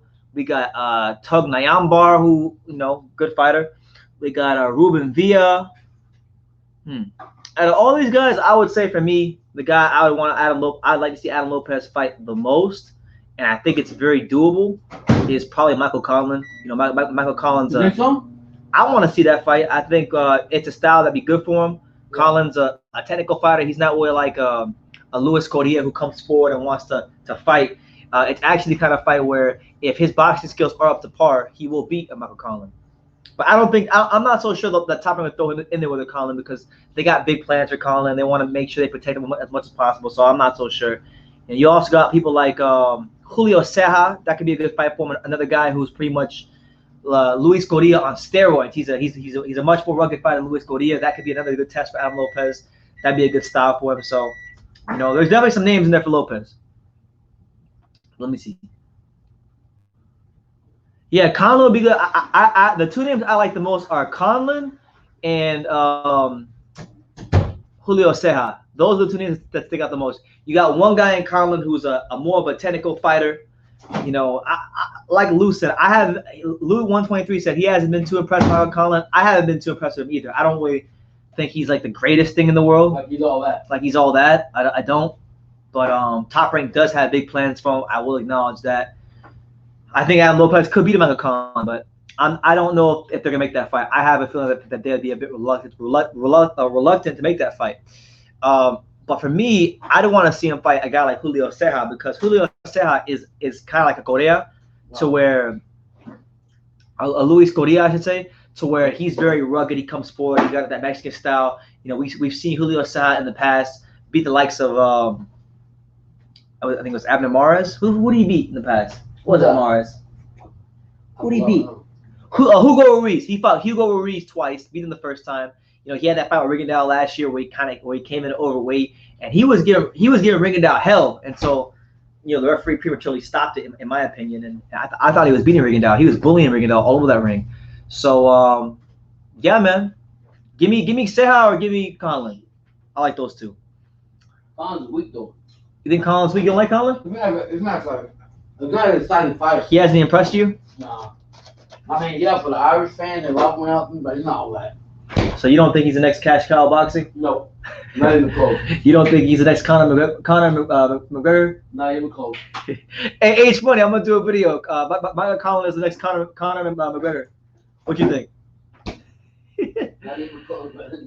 Yeah, man. So that right now, as I'm talking to you guys on the ESPN broadcast, they're talking about Michaela Mayer and how she tested positive for COVID and how she's all upset because they didn't retest her and whatnot. But anyway, it looks like they're gonna play their interview with Tyson Fury. So I'm gonna shut up for a second and we're gonna see what this is all about. That he could be headed towards an undisputed championship. That's ahead. We are ready for the ultimate rematch. Wilder Fury 2, the two best, the two biggest, the two undefeated. But this time around, he definitely would not give up. Knock him out in devastating fashion. Knock him out. An unprecedented championship bout. He said, I want to chase you. All I can worry about is costume. You need to worry about fucking fighting. Fuck the costume. Returned. You ready for this? All right, so they're not playing the interview yet, so we're gonna wait. But Carlos asks, "Is Ceja is a PBC though, right?" I think I'm not sure about that. I know he fought Rigondeaux last time, but I don't know if he's formally signed to Al Heyman or anything like that. So that's a good question. I'm not really sure. Right. Even if he is a PBC though, he's not like that high on the PBC totem pole. Like PBC don't really care about Julio Ceja. So PBC showed in the past that if a guy isn't like one of the top priorities, they'll throw him in there. They don't give a shit. They don't give a shit. Now, if this is like, Danny Garcia or someone like that, Don't forget about it. then forget about it. But it's not. There's money on the line there. Yeah. Pancho Villa says there's no such thing as Mexican style boxing. Well, the stereotype is that Mexican fighters come forward are aggressive. I know you can't say all, not all, but most. Not all Mexican. Yeah. Not That's all amazing. not all Mexican fighters come forward in straight lines and are just want to do rock and robots, but the majority of Mexican fighters, that's the style they're known for. Right. So, yeah. But yeah, man. What else is going on? So the other two fights in this card, I'll be honest with you, I was looking at this card, and the other two guys have in this card, I have no clue who the hell they are, so I'm gonna go ahead and look them up and see That's so crazy. if I know who the hell these guys are. But yeah, man, I'm looking forward to seeing this Tyson Fury interviews to see if he said anything different, you know, because he does a lot of interviews. I watch all of them. Well, whatever he says, you know, it's kind of, he's honest and he gets to the point. You What am I know, gonna say? Oh yeah, Jessie Magdaleno. You're gonna say he's honest? That's why he had loaded gloves. he's straightforward. He don't give. He had loaded gloves. Yeah. They had to put drugs in Wilder's The water. people that are saying that, they're fucking loaded of shit. That's what they are. You know what they should do? You know, for the third fight, you know what they should do? But This is a suggestion. I want to see what you guys think about this. For the third fight, since there was so much controversy in this rematch, have them film when Wilder and Fury get their gloves checked. I want them to film that live. well, they have it anyways. They're the commissioner. No, They but have it. film it live on ESPN for the world to see. Right. That's what I would do. They have the commissioner there anyway. So I mean, what more do you want? You have the commissioner checking the gloves out. Whatever glove you put on, your weight, whatever you're gonna put on, how you do it. So all these other channels that are putting out some bullshit news, they're just fake, just like everybody else. Damn. So we got some guy named Eric Mondragon. Who the fuck is this guy? Some guy named Eric Mondragon. They found him in the dump. They just Like took he's him out. 3-0 undefeated. Okay, but what is he got? What's his power? I don't know anything about him. But he's Best thing we can do is go to these guys' Instagram accounts. Let's see if this guy has anything interesting on Instagram about that we should know about him. yeah, he fucking sucks. How you gonna say he sucks? Why are you so mean, man? You don't know the guy, so you think he sucks. No, I'm not saying that, but I mean, the reality is these boxing cards right now, they ain't supposed to be the best. We cards. didn't think Luis Correa was gonna be any good. That's true. You can't really say that, man. You gotta give a guy a chance before you just come out and say he sucks. It's not fair to the fighter. What if That's not fair. Huh? Life's not fair? I'm joking. Go ahead. You're right. Do a little research like you tell me. You got to. I'm trying to find something about this guy. Who is this guy, Eric? This guy's not even on Instagram. There you go. Oh. Yeah. I'm trying to see who's okay. Let's see the other guy that's fighting. This is him. This is the guy fighting. This is the guy fighting on the card. Oh, but he's not fighting. This Gabriel Mutella guy, bantamweights. This is a 4-rounder. So this one's gonna go by fast. This card's gonna go by quickly. It's a 4-rounder. So our next fight's happening. You got Gabriel Mutella. Mortula. I can't even say his name. Welcome back inside the MGM. The fake-ass ring crowd girls. Center in beautiful Las Vegas, Nevada. This is boxing. This is Top Rank, presented by Bob. If they're not by the ring, all they are is just girls. Up next, 4 rounds in the bantamweight division. That's right. Judges at ringside: Patricia Morris-Jarman, Max DeLuca, and Steve Weisfeld. And the referee, the man in charge, Mr. Robert Bird. Man, Top Rank's got all the great hip hop One instrumentals. time he's now we did our fucking ugly pictures. He's wearing blue trunks with white trim. He brings a record He of goes 2 home that every night. 0 with a record Fucking of nightmare 2 every night. KOs. That's a nightmare every night. Murataya! Fighting out of the red corner. He weighs in at 118 on the nose. Wearing gray trunks with green and black trim. He brings a record of 2-2 to the ring. From Pearland, Texas, Fernando Robles. All right. So Gabriel Murtuala versus Fernando Robles, and that's our next fight. This is a 4-rounder. Protect yourself at all times and obey my commands at all times. Apparently, according to Carlos, Murtala is another Robert Garcia fighter. Yeah, he is, because you got the Robert Garcia shirt on right there. Well, this is one of the more interesting backstories we have ever had with a professional fighter, because Gabriel Murataya, who's 26 years old, he's 2-0 in his career, has a BS psychology. He's a preschool teacher. Oh, He shit. teaches at Lions East in Rancho Cucamonga. Oh, snap. This kid's 3-4 years old. And when he's all right, so round one of Gabriel Murtuala versus Fernando Robles. So he works hard all afternoon, trains into the night as a professional. Apparently, Gabriel Murtuala is a preschool teacher. Most of the time by reading Dr. Seuss, Green Eggs, and Ham. So a preschool teacher is a professional fighter. That's right, and he reads the kids Green Eggs and Ham. That's cool. That's what they say. So far, after the first 30 seconds, I can tell Murtuala's got decent fundamentals. You know, He's very patient too. they're saying he's a preschool teacher, so he's trying to win, so he can give the kids good news. Yeah, and he's patient. You already He goes to the bar a lot too. Guys, make sure you hit that like button. The champions don't have anything else. Subscribe to Two School Sports, baby. But when I asked, GMB says the masked girls need to take their pants off just to make it interesting. Masks are disgraceful. there's no guarantee. Oh shit. There is- Great right hand there by Gabriel Murtuala. I know we like to say that a lot of times in that if a guy has There you go. Good left hook from Gabriel. we choose boxing. Everybody doesn't have the same Yo, background. that Everybody motherfucker doesn't really come got me from, blind, man. How the fuck from do you let that projects go? and from, humble beginnings. Some people actually love the art. He loves money or he loves her? Competitive, No, they he loves just her. want to do it. Good right hand down to the body by Gabriel Murtuala. Jesus Christ. Who was signed Ain't that pretty with about her? top rank. In fact, he was supposed to be on this card. All right, I slipped there from Gabriel Murtuala. Murtuala. How can you say his name? Murtuala? Murtuala? How do you say his Right in name? their backyard. This is Murataya. Murataya. There's no I though. There's no I in his name. Good Good hook to the body there from Gabriel. So one thing I like about Oh, him yeah. But you sure? is But you sure? he seems to be good at cutting, at stepping in and cutting distance. You know, he'll throw these jabs and he'll just go, yeah, right to the body.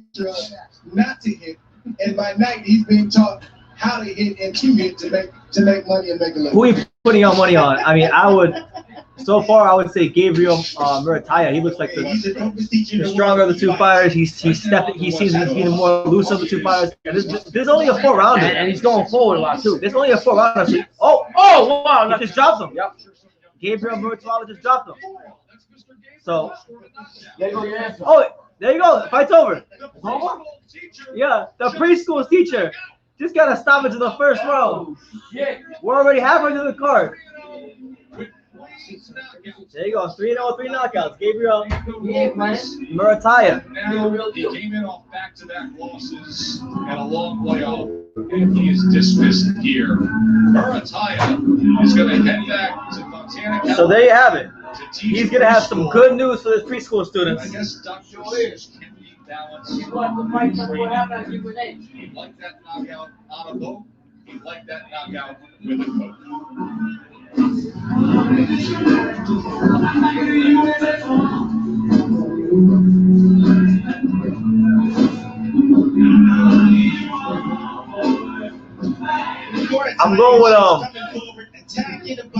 I'm going with the favorite Magdaleno, but I can see Vicente catching him and really giving us a problem. But my first impression of Muratuala, good fundamentals. You know, he's your traditional Robert Garcia trained fighter, where he's very aggressive. He's good at cutting the distance. He bends at the waist. He throws these like really snapping hooks. He does what he has to do. He does what he has to do, man. As a Robert Garcia fighter, he's a seek and destroy, has a seek and destroy style that I think would be really entertaining for the fans. So good for him, man. I wish him nothing but the best. 33 seconds of round number 1, declaring the winner by technical knockout from Montana, California, Gabriel Muratuala. Gabriel Muratuala now 3-0 with 3 knockouts. Remember, Jessie Magdaleno has some very game. Yenifel Vicente is coming up in our main event. Plus, a visit from the heavyweight champion of the world. Huh? Was it? Hey, this is Tyson Fury, aka the Juicy King, the BBC lineal heavyweight champion, and I'm on the line with Joe Tassador. We're about to talk about my upcoming fights, the big contract, big fight signing. Listen here on ESPN. So we'll put it on mute. So Tyson Fury is going to definitely. He's going to be on ESPN soon for his interview. So when it happens, I'll mute it and I'll just listen to it, and then we can dissect from there. But it's your boy BT. We're live here on True School Sports, reporting to you live and direct from South Florida, Miami to be exact. Right now, the current time is 9:23 Eastern Standard Time, 9:23 p.m. Eastern Standard Time. And so far, just to recap the card, it's been a good card. The first fight was an absolute banger between Adam Lopez and Luis Correa. There was a lot of back and forth action. You saw one guy trying to box, one guy trying to fight. It was a constant nip and tuck, a tug of war of styles. It was a close fight in a 10-rounder that could have went either way, but Adam Lopez gets the win, becomes the NABF champion, and might crack the top 15 in the rankings soon. So he's pushing on towards bigger and better things. I think Correa's stock actually began to rise, and I would like to see him used again on another ESPN card in the future, because I thought he performed very well, and he performed very well, at least enough to get a draw, maybe even a win. That's just my opinion. I had him winning 6-4. And then in our last fight, we had Gabriel Murataya, the preschool teacher, Robert Garcia training fighter. He went in there and absolutely folded up Fernando Robles like a blue steel chair, and he improved to 3-0 with 3 KOs. So that's the card in a nutshell. Now, program reminder for you guys. June 16th, we'll be having our next live fight reaction for Joshua Greer as he takes on Mike Plania. Mr. Don't Blink, Mr. ESPN, Mr. Do That, because he does that to the ass. Joshua Greer is returning to the ring, looking to make some waves in the bantamweight division. So make sure you guys tune in for that. We will be live and direct for Joshua Greer's fight against Mike Plania, and I think it's going to be a better match than people think. Mike Plania is a fighter that is a relative unknown to a lot of people, as he should be. He hasn't really fought on TV too much. Yeah. I had a chance to watch Mike Plania fight 2 years ago at a local card here in South Florida, and I'm not going to say he's this exceptional fighter, but he's got good boxing skills, and if Joshua Greer isn't on his P's and Q's, he could be in some big trouble. So I'm going to leave it at that. BT and Pops, thank you for the great commentary. I'm going live right now. Jared Anderson, the next Riddick Bowl. Brandon, come through after you're done with the fights. All right, if you're still live, I'll come through and see what you're all about over there. I'll go see what's going on. We got Gabriel Murataya being interviewed, so let's see what they're saying to him. To put it in front of a nationwide audience. Oh man, it's so it's wild. Who's fighting tomorrow? It was an experience. Apparently. Musa, who's fighting tomorrow? Something that most of your preschoolers out at East Lyons School do not know about. Now they know that you're a fighter, that you got a tattoo. What's that gonna be like? Oh man, I'm gonna hear it from the parents, but I'm sure they're totally acceptable of it. Well, you said that Dr. Seuss is the favorite book of all those kids, so I'm going to give you a little Dr. Seuss rhyme. Mr. Gabriel likes to fight, and he finishes with the right. Walk us through how you're able to finish this fight. Oh, man. H Money says peace. He's going to go do his live. Thank you so much. All right, H Money. He said he appreciates you, man. Take care. Thank you so much, H Money. Oh, shit. That's tomorrow? Kevin Johnson versus Marius Walk. Woo! Yo. You know what? All right, so now next time, kids. Hey, thank you for letting me know. So, program reminder: tomorrow we're gonna be live again. I don't know what time it's gonna be on. I have to check, but we're gonna be live tomorrow for heavyweight action. We're gonna watch Kevin Johnson versus Marius Walk, the fight we've all been waiting for. So yeah, thank you. I'm gonna go look and see what time it'll be my time, so I can plan accordingly. Thank you for letting me know. It looks like I think ESPN's gonna talk to Tyson Fury right now, so I'm gonna shut up if they're talking to him right now. Tyson Fury versus Anthony Joshua next year. One problem: I'm just gonna smash Deontay Wilder's face right in the next fight, and then we go into the Joshua fight next year. So there we are. The Gypsy King versus AJ is on for next year, but there's a hurdle in the road called the Bronze Bomber, aka the Knockout King, and I will get onto him and knock him spark out, and then we're on to the big fight. So big thank you, Dan, for getting this deal over the line. All the best. God bless you all. See you soon. Peace out. And that is here he is, Tyson Fury live. WBC champion of the world. So we're gonna shut up and listen to Tyson Fury. Terms are agreed to for a 2-fight series with Anthony Joshua. Look who joins us here. Hello, Tyson Fury. How have you been? Hello, Joe Tessitore. I've been absolutely fantastic. Well, I see the glow in your face in making that Instagram announcement that the AJ fight, the parameters are at least set for 2020. Why was it so important for you to get this done now, this early, and know the path you want to take towards having an undisputed heavyweight championship? I like to keep busy. I like to know what's coming up in my future.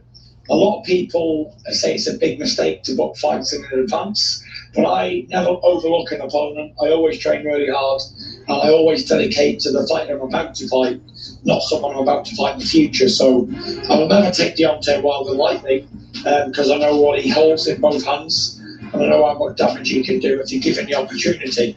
So I'm going to train really, really hard for Deontay Wilder. I'm going to put in a great performance, get him out of the way, and then we move on and then put Wilder to bed, and we move on to Joshua. Listen, I know, and we both know, being in the business for a long time, that you're never quite at the finish line of having everything totally complete. There's negotiations. You mentioned the fight with Wilder. He has a fight against Pulev. There are concerns always with everything coming together. The way this works out, the way you understand it, it has to be a win against Wilder for then these terms to kick in, I assume? Well, I don't think there's any terms been reached for the Joshua fight. I just think both fighters have agreed to fight in 2021, provided we come through our upcoming fights. So I've heard it all before, to be honest. Fights like this have been agreed before, and then not materialised because one fighter's lost or whatever. I've been in this situation before. It didn't happen the last time I was in this situation, so I'm not even going to concentrate on that fight at all. I'm only concentrating on the bronze bomber. And that's the fight that I've got next, whenever that's going to be, which we don't have any date or venue set. So I definitely can't book a year in advance when I can't see the future this year. Well, we've heard reports of late fall, early winter. We've heard reports of Macau, Australia, Vegas. When would you prefer it to be? Where would you prefer to have the Fury Wilder 3 fight?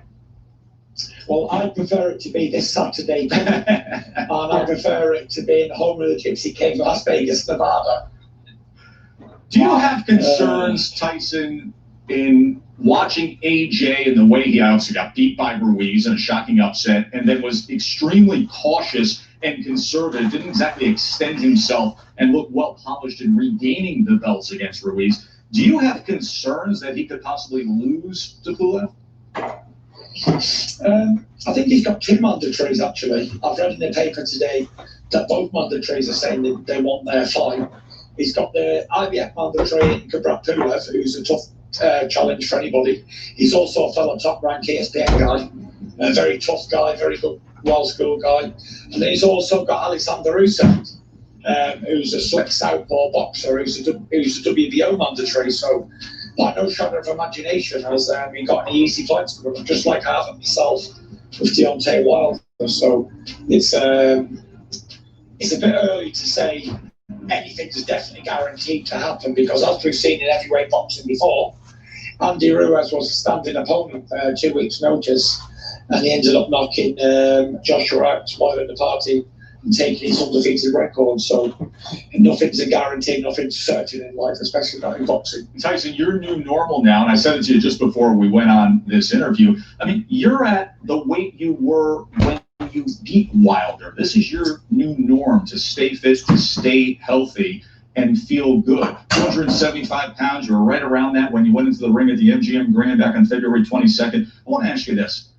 How many times have you gone back and watched that fight since late February? I've watched that fight around about 10 times, actually all the way through from start to finish.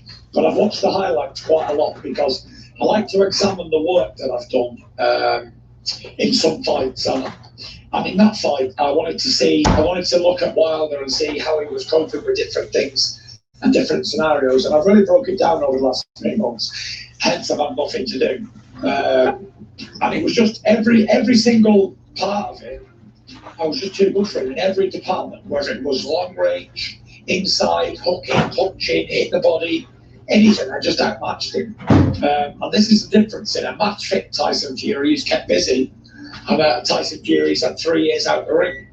So I'm going into the third fight even more focused than I will be for this fight, because I know that this is Wilder's last chance at the big time, especially winning his belt back. And he'll come in with much more determination, much more focus. If that's even possible, then Deontay Wilder will come in more prepared and more ready for this fight. So I have to take this fight even more serious than I did the first two, because a lot of champions, a lot of fighters have had trilogies with people, and just because they beat them comfortable the second time, overlooked them the third time, and ends up getting knocked out or losing. And I don't want to be one of those statistics in time to come. Champ, final thing I want to discuss with you is what's currently going on in boxing. We are putting forth fights that are in fanless atmosphere. There are fighters who have had long layoffs. They want to get back to business. There were scheduled and postponed fights that we're trying to get back in what is a whole new world of how we're putting on televised boxing. You're in a completely different economic stratosphere, obviously, pulling in tens of millions of dollars. Reports that the AJ 2021 could be $60, $70 million per fight. But for fighters right now, even some world champions, there's a willingness to fight in these fanless atmospheres and just get out there. What do you make of what's going on in the sport right now? Is it the opportunity for a great reset in the sport of fighters just willing to fight and fight often? I think so, yeah. I think it's very good for boxing, you know. After the 3 months layoff, FR Sport can come back, even against an empty hall fight nights. The guys are still getting to do the fighting. They're keeping busy. They're getting back active. Probably some of the guys are fighting for the first time in a year. It gives the fans something to tune into on ESPN and ESPN Plus, which is always great live sport. Even if there's no fans in the crowd, for the fans at home, even me, like, I've not watched any live sport since whenever it stopped. So I'm looking forward to the fight that top ranking ESPN are putting on. I know we've got 8 shows coming up, and I'm going to try and watch all of them, because there's actually no live boxing. So we're the only company in the world that are doing live boxing, which is absolutely fantastic, and I'm very proud to be a part of this company. And as for the guys with the fights, the boxers, well, it's very important for them. Some of these guys are either early career, mid-career, or making a comeback, or actually world champions taking 10-round fights or whatever. Everybody needs to keep busy. They've all got bills to pay. I think it's great what we're doing right now, but I cannot wait to get it back to capacity stadiums sold out, like the Deontay Wilder last fight of myself. And hopefully one day we get to sell out that the new Raiders Stadium in Las Vegas, the 45,000 seater. And I believe if there's anyone to sell it out, it will be the Gypsy King in his new home. Well, we would look forward to being ringside and televising that. Always great to visit, Champ. Nice to be with you. You look great, and glad you and the family are doing well. He is the WBC and lineal heavyweight champion of the world, and maybe with this pending new deal, a year from now, we will be introducing him as the undisputed heavyweight champion of the world. Yeah. Tyson Fury, be well. Thank you. Thank you very much, Joe. Good luck and God bless. I'll see you all soon. Peace out. All right, so we now know the path. There you have it. That's Tyson Fury right there. There's, not a ton to take from that interview. What I will say is this: Tyson Fury. I'll be honest with you. There's a lot of talk about Tyson Fury reverting back to old tendencies about people are saying like, oh well, he was drinking and drugging against Klitschko, so why wouldn't he be drinking and drugging against now? Just looking at it, I'm taking a good look at him. I'm looking at his whole aura. He's got the glow. He's got the glow. He looks like his jawline's pretty square. His face isn't chubby. So Tyson Fury's been staying in shape. He's been staying in shape, and with the whole Wilder scenario, I think it's good what he said. He said that he knows what he's up against with Wilder, and he's preparing for the best Deontay Wilder if that's even possible. Yeah, the problem is that people tend to have a narrative of always talking negative about Fury instead of trying to look at the positive of what he's done to get where he's at. 3 years or 4 years ago, he was overweight, he had mental illness, he had all this other shit, and he overcame it. Wilder thought that he could just take advantage of that, bring him in a ring, and make him look like a fool. But in reality, what happened was that Fury showed up to the fight out of shape, mentally, whatever, and let him know, like, look, I'm fucked up, but guess what? I can still box. And you gotta respect that. The second fight, Wilder came out and said, oh yeah, you don't know, I'm from the dark side, whatever, Darth Vader, whatever the fuck you want to call yourself. And Fury said, you might be from the dark side, but I'm where the light shines from. That's from God, and He gives me the power. And when I get you in that ring, I'm gonna fuck you up. And guess what happened? You fucked up Wilder. And my point is, people will always have a narrative about somebody that's the underdog, like Fury. Well, he's not the underdog anymore. No. But what I'm getting at, people are always gonna say some negativity about him. He's used to that. Anybody else, but he's proved everybody wrong.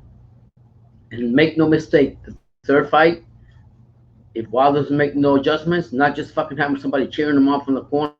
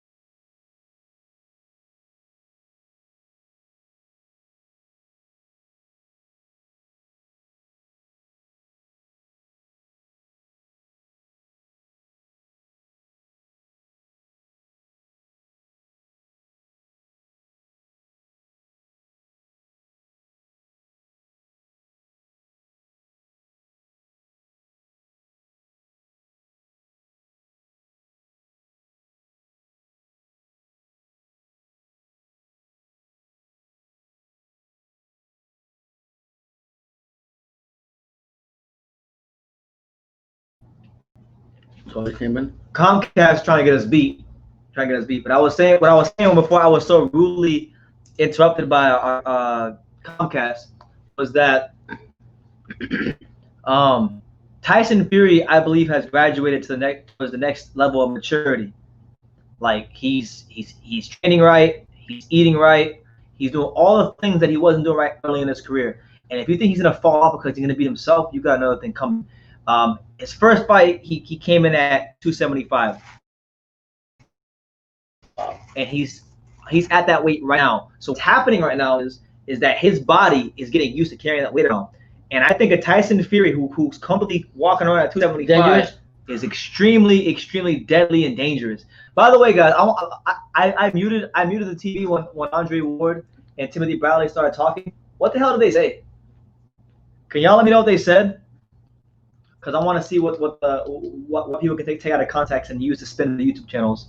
I mean, I think Fury's overcome a lot. He's gonna continue overcoming. I don't care what people say. They're gonna criticize him what they want to say, but you know what? It comes through every time. Exactly. Carlos Ruiz made a great point, and this is why I don't. This is exactly why I don't think he's going to fall off at all. Wow. During a global pandemic, when everybody and the mother had a right to fall off, okay, and be depressed, every morning I'm up late at night, so I know this for a fact. 5 in the morning. 5 in the morning here is like 10 p.m. or no. Yeah, it's like midnight here. It would be like 5 or 6 a.m. in the UK. Right. Every day I'm awake.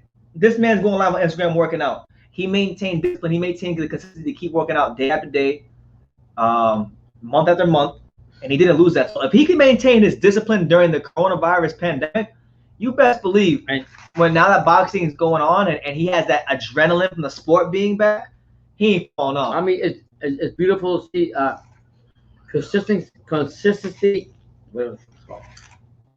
Yeah, is the most the best motivator. And when you have your beautiful wife sitting by you doing exercises and doing everything with you, supporting you no matter how bad it is, whatever. I mean, I can remember one time he was getting pissed off because he thought that I don't know if it was Instagram or Facebook or whatever the fuck it was. It wasn't showing his stuff right. He's like, I get motivated with this. So even with all that being said, obstacles he's come through his life, and even with that, he continues to work out and he's still hungry. He wants to prove to people, like, you know what? When I say I'm the lineal champion and I beat Wilder, I beat him again, and he just came out and said, when I finish Wilder, I'm going to finish Joshua. Guess what? I don't care what anybody says. I'm with him on his words. That's right. And anything to fall off the Wilder fight in terms of his fitness, you know, let me tell you this. You got a better chance of me putting 10 babies in Denise Estrada than that happened in Tyson Fury. Or you know what? I'm not sure, actually. I'm not sure. You probably don't. Yeah, right. There's probably a better chance of Tyson Fury actually falling off. I don't know. I'm joking. He's a fighter too, so I mean, the reality is, the next fight is gonna come on though. The next fight is gonna come on. We got Mike Sanchez versus this Eric guy who I was talking about earlier. Let's see. It's a 4-rounder, so it's gonna speed right by. So this guy is 6-0 with 2 KOs. The other guy is 3-0 with 2 KOs. 2 undefeated fighters putting it all on the line. Yeah. The boy BT, we're live. The next fight is the main event. Okay, gentlemen. Yeah. Trumps are a little high here. And they may light up, and if they do, then that's going to cause. Okay. Other than that, everything is good, gentlemen. We're not in the dressing room or the costume. Keep this fight clean at all times, protect yourself at all times. Again, what I say, you must obey. Good luck. Good luck.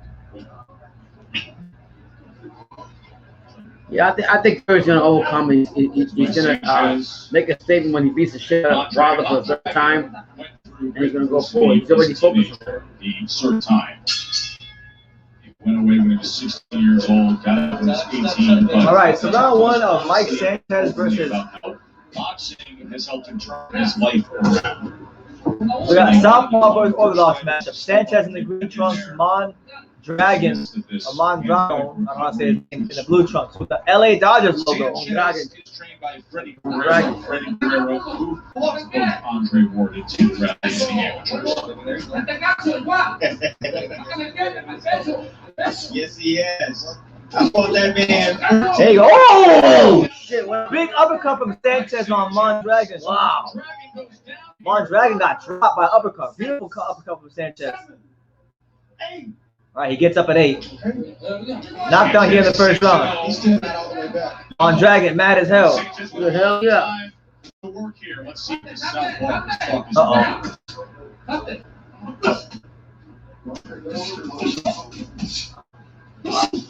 Sanchez right hand on that exchange. So Eric Sanchez following a knockdown, trying to put this dude away. Trying to put him away like the garbage in the garbage can. At the moment, he's buying time to let clear his head from that. 1 minute and 39 seconds left in the first round between Eric Sanchez, Eric Mondragon, and Mike Sanchez. There you go. Good body shot there from Eric Sanchez. Step back. No wrestling. No wrestling.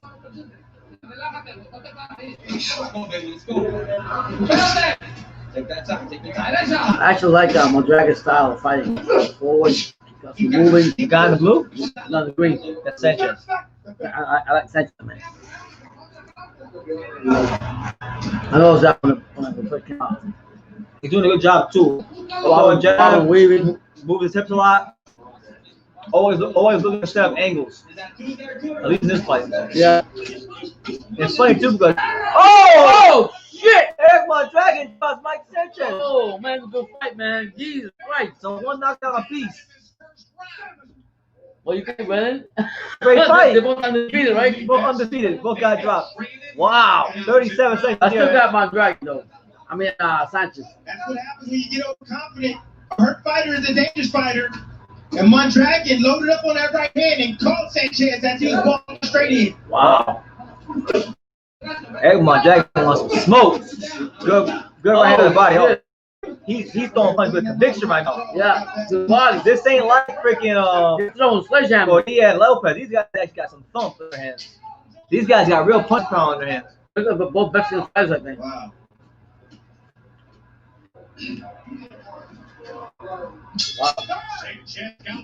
The thing was right. It was they have the Lopez and that fight. Scott Brown says you thought Adeline Bird was off of boxing and only scored MMA fights.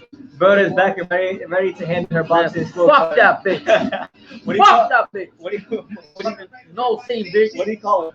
I forgot. The blind bitch. Blind bitch who was trying to be like a bird. Blow her ass out of here. So yeah, if you're just tuning in, Eric Mondragon versus Mike Sanchez. Wow, man. 2 knockdowns in the first round. I didn't think it would be like that. Oh my god. Right hand on the inside. And Mondragon doing good. Look at this trip. Fury feels strong at 273. He was out of shape a week the first fight, even though he was lighter. Well, that's all the key. Waller thought he was gonna get a free ride the first fight, and he found out it was wrong. Now when you get a Fury that's in best shape, the second fight and fucking shit out of him, and showed him like you ain't shit. Just imagine what's gonna happen in the third fight if Wallace make adjustments. I mean, if you make adjustments, kudos to Wallace. I'm not hating on it. I'm just saying like he needs to get the changes. Never be on TV are getting opportunities to be on TV. Mondragon talked to us last night about taking opportunities. He's going to give everything he has. All right, so let's see who can take control of this fight in the second round. Yeah, both got knockdowns. I'm not even sure what the hell you scored the first. What do you even score the first round for 2 knockdowns? It's tough. 1-1. That's I tell my kids all the time. 10-10, 9-9. You know, it's always how you finish. You know, you can always turn your life around. And talk about Mondragon. Mondragon was this bro, as the team. That's right. Away from boxing to release some of that energy that he has. And he's fighting a good fight at the moment. He just fell short of the right hand. Yeah. Step on with that jab, Eric. Step on with that jab. Mondragon's got a heavy right hand. It's just naturally heavy. Wow, oh, good combination there from Eric Sanchez. I think you heard him. Turn that hook over. Turn that hook over, champ. Turn it over. I think you heard him. If you stop trying to knock Sanchez out, just throw it in the right spot at the right time. One of the hardest things to teach a guy who can punch is to not try to punch hard. You got it already. Just let the punch go. Isn't that so funny the way you phrase that? Yet it does make sense. Eric Mondragon circling the ring, trying to find Mike Sanchez. Sanchez doing a good job of keeping distance. When he keeps moving, it makes it hard. When you keep moving, you make it a hard target for your opponent. Those simple things that really go a long way. And could be the difference between a winner and a loss. Let me tell you, a good body shot from Mondragon. Right hand. Hard. He throws hard. With conviction too. I ain't gonna lie to you. Number 2 scheduled for 4 rounds. Mondragon 3-0. Sanchez 6-0. Who you got so far, brother? 52 seconds. Mondragon, every time he steps in, he's I think Eric Mondragon's one of those rounds. Yeah. Sanchez, that's why he's letting that right hand sometimes. That's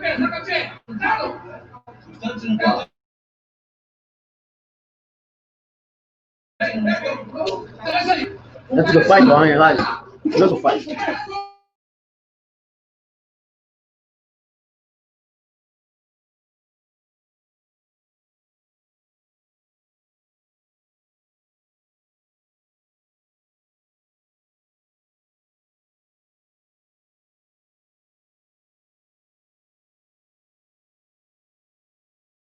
There you go.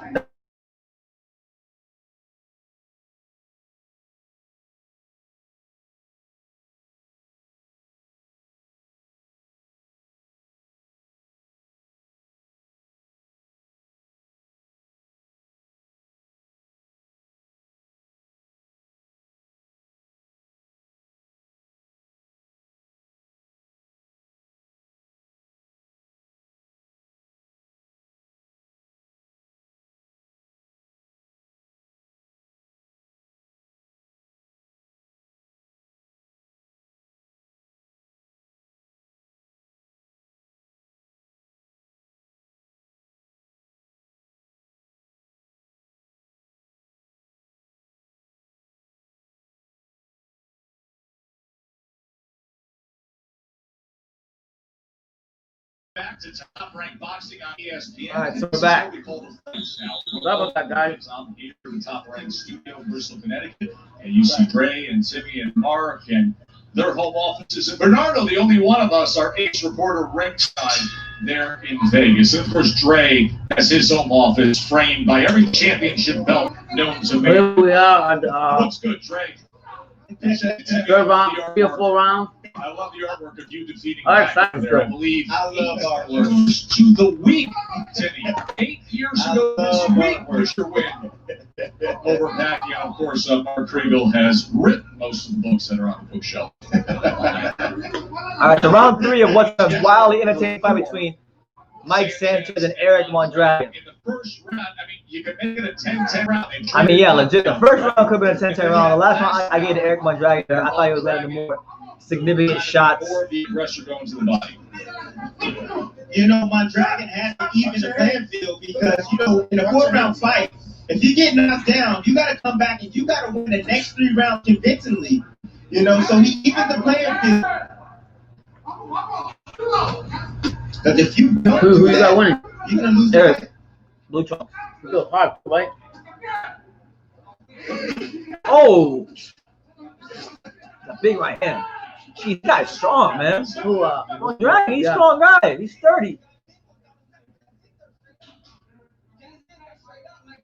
That's why his trainer's giving him some good advice. Mike better follow his trainer's advice. He said you can't sit there straight up. Yeah. You gotta make sure you're moving at all times, fighting him in angles. If this man gets time to sit down and unload, oh, you hear it. Knockdown for Sanchez. The first knockdown. God forbid he drop his hands. On the inside. God forbid this dude Sanchez drop his hands.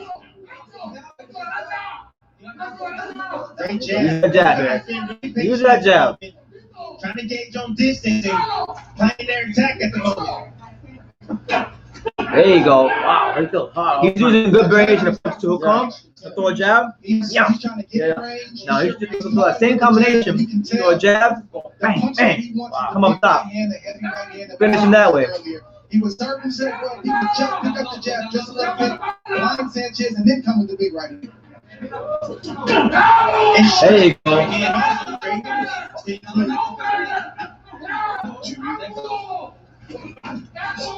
That was a good fight, though. Both fighters like a lot of heart. And there's the straight left hand. Sanchez. Wow. Blurry. You're gonna wind up with On, right? Yeah, they don't understand though. Good left hand, Mike Sanchez. Nice shot. Nice shot right there from Sanchez. Catching Mondragon as he pulled it straight back. There it is again. Going back in the straight line. We call I have them to go small off. businesses, It's just a but they connection. didn't need a better name.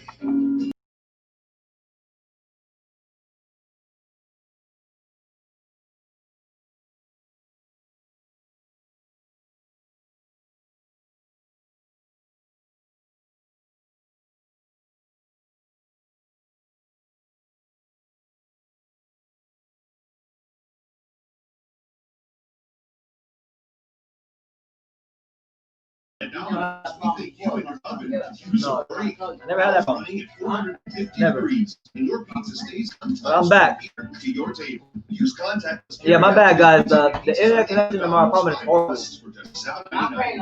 And we just got the best internet, supposedly. It's trash.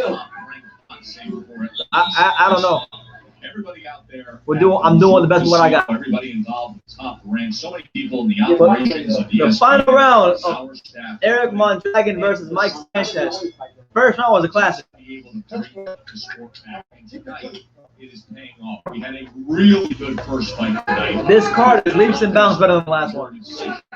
We had Gabriel Murataya get a first round knockout. Between Sanchez. All right, so let's see. Who's going to take control of this fight and finish strong?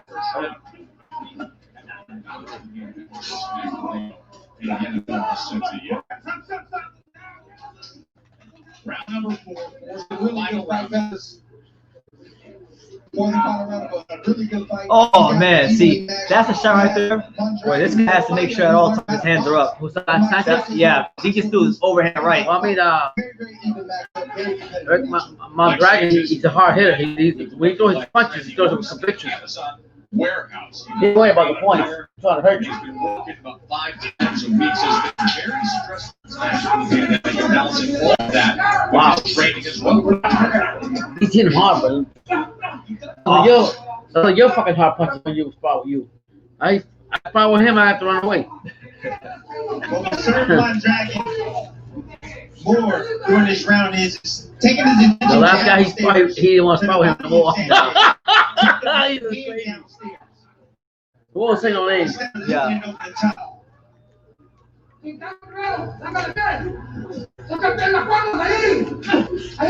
Eric Mondragon trying to cut his weight, cut that distance. He's right on the fight though. He's on his fight. I don't know that one. I think so.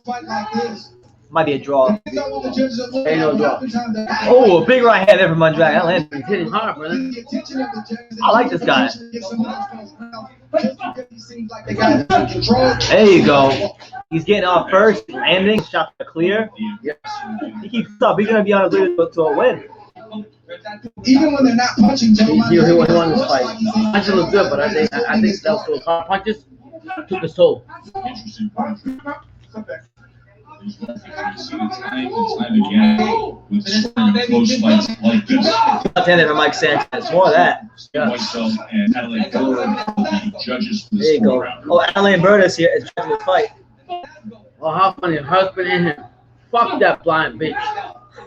Last 30 seconds. You don't like her? This is my round. I wish if I knew how to apply to be a judge, I'll be a judge. They don't want that. Oh, they don't want that because I'm jumping ring and beat somebody's ass. 16 seconds left here in the Eric Mondragon and Mike Sanchez fight. I got my dragon. The funny thing is, it's not even so much that he's a power puncher. He's actually at times, many times in this 4-round fight, been out Mike Sanchez. Right. The jab has been setting up a lot of things for him. And the fight concludes. So yeah, I didn't score, but I thought Eric Mondragon won that fight. Yeah, me too. Sanchez. Don't worry.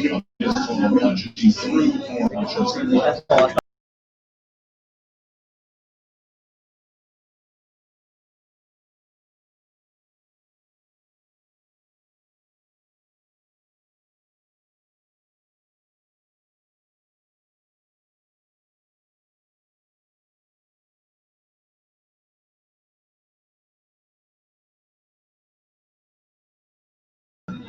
Loves to be training. Sanchez's first appearance in Vegas. Fought up in Reno last October. Get the ball. Get the ball. Right now we're waiting the decision. It's up 4 rounds. We're waiting to see what the verdict's going to be from the judges. From what?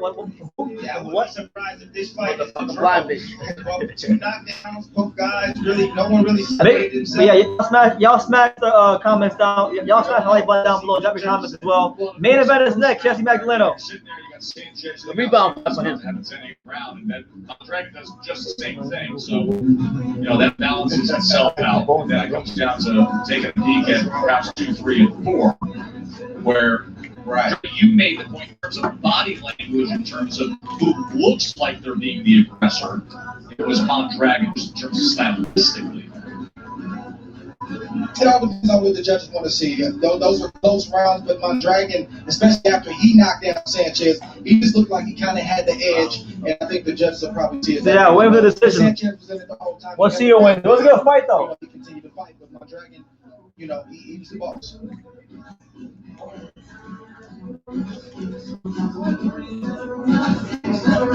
Reminder, we will be seeing Jessie Magdaleno in just moments. And Yenifel Vicente. But for now, let's hear which way this 4-rounder goes. And for that, we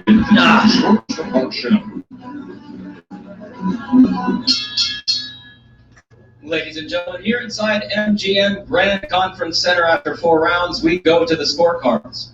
Judge Steve Weisfeld has it 39-37 from Andrade. Judge Adelaide Bird and Jim Cheatham have it 38-38. We have a majority draw. The blind bitch strikes again. The blind. Cheatham have it 38. That's a horrible. That's horrible. That is a horrible scorecard. No fuck, man. He won. Everyone Dragon won that fight. Anytime I hear Bird, I run the other way. Those chunks go up. Unbelievable. Adelaide Bird, yo, it took 2 cards for boxing cards for Adelaide Bird to start fucking shit up again. I don't even know what the qualification is to be a judge, but I would love to be a judge. Well, in what world did Mike Sanchez beat Eric Monroe? That's what I'm saying. I'm sick of this lady. I'm sick of this lady. She's a disgrace to boxing. She's a disgrace to boxing. And you know what? And I guarantee, if you fire her, she's gonna say discrimination. She's gonna say it's sexism. Yeah. She might say sexism and racism. She might hit you with Yo, she's ugly as a fucking bird. She looks like a freaking bird. Make me sick. A husband, how can you have to be honest with you, Brandon? It's a conflict of interest.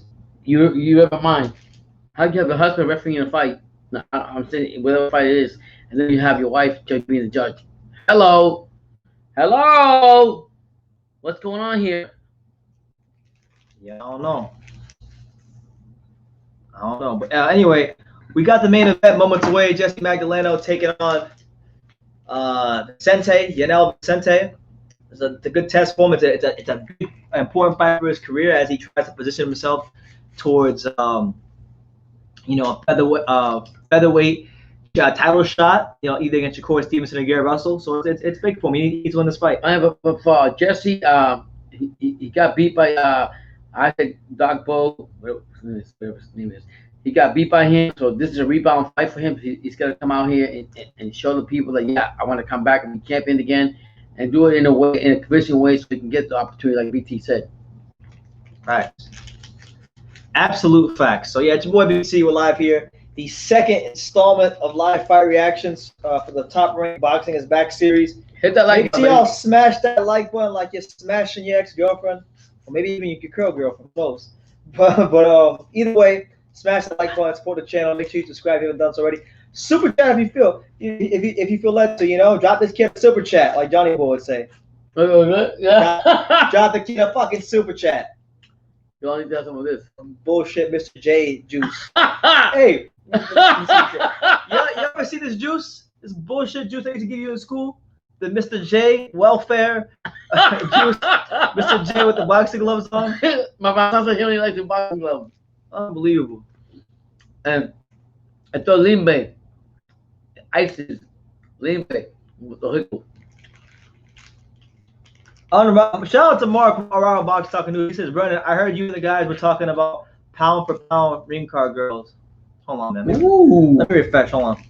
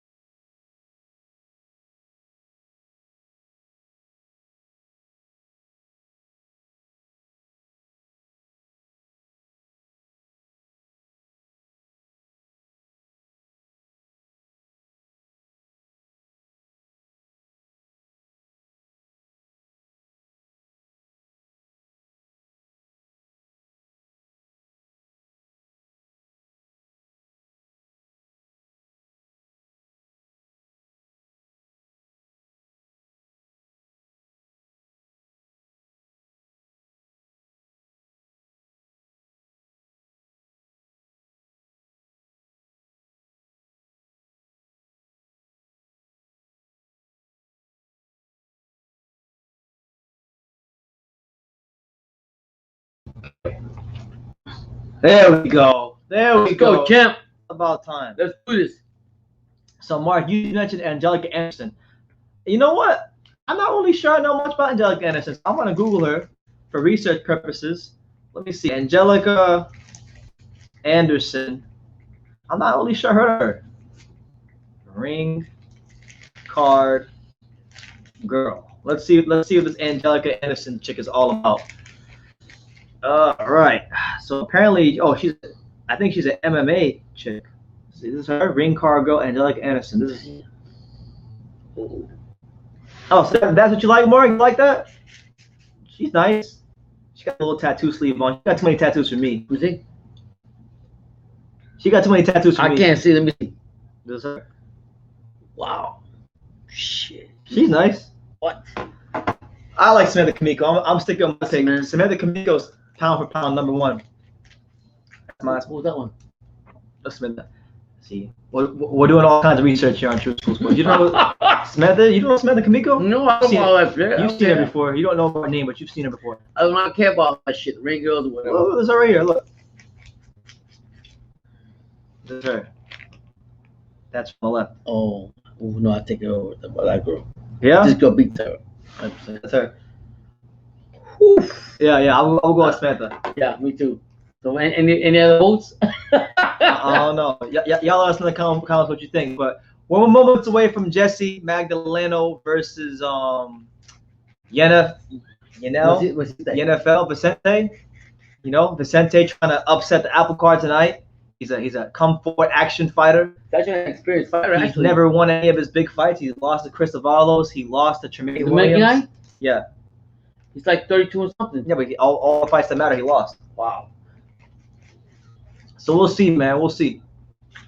But losing by knockout looks for so. Jessie Magdaleno trying to take a massive step tonight, becoming a two-weight world champion. You know what? These days in boxing, everybody's a fucking two-weight world champion.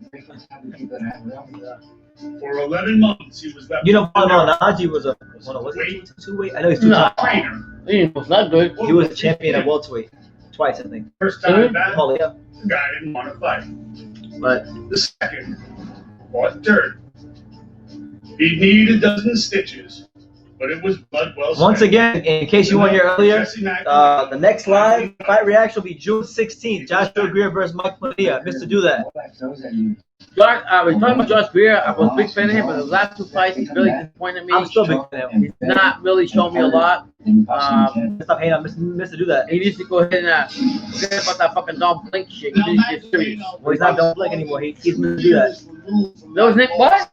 Are you serious? Yeah. Whoa, what's happening? He's got 3 nicknames. He's got Don't Blink, Mr. ESPN, and Mr. Do That. Where he's ranked #1. I like the third one. He did shit right. And he calls himself that because he did that to his ass. Game plan for him to get a shot at 126 pounds. The last two fights, he really impressed me about. Fighter talk about being down. And thank you guys for being here.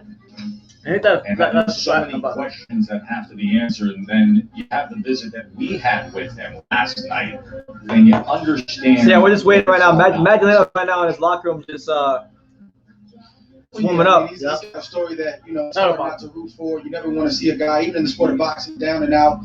For him to be down like that emotionally, career-wise, and to bounce back is a beautiful thing. I do think that he can win a title at 126 with any of the champions, not named Shakur Stevenson and Gary Russell. Of course, you mentioned Shakur Stevenson. A lot of people talk about how Gary Russell is out, stays out the ring and fights once a year, but they never talk about the amount of time he spends in the gym, always sharpening his craft. I think a better route for Magdaleno at 26 is Leo Santa Cruz or probably Josh Warrington. Of course, Timmy, you got to be careful looking ahead. He's talked plenty about who he wants, what he wants to get accomplished, but he's got a veteran in front of him tonight in Vicente, and a guy who many feel could have a very strong showing tonight.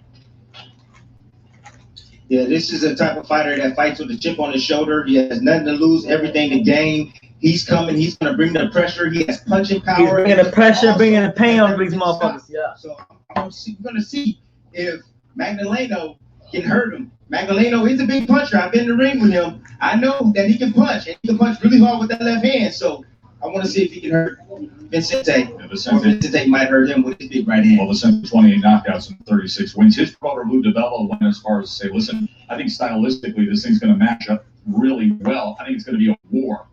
We hope so. We hope that a good night stays that way, because this has been a fun and entertaining card, hasn't it, guys? And now we've got the main event. We've got the former champion. We've got Yenifel Vicente in there against Jessie Magdaleno. I'm going to buy like a bunch of data for your phone. We're going to allow on your phone. Serious? Yeah. Why? It'd be 10,000 times better. Usually, I'll give it to you to use.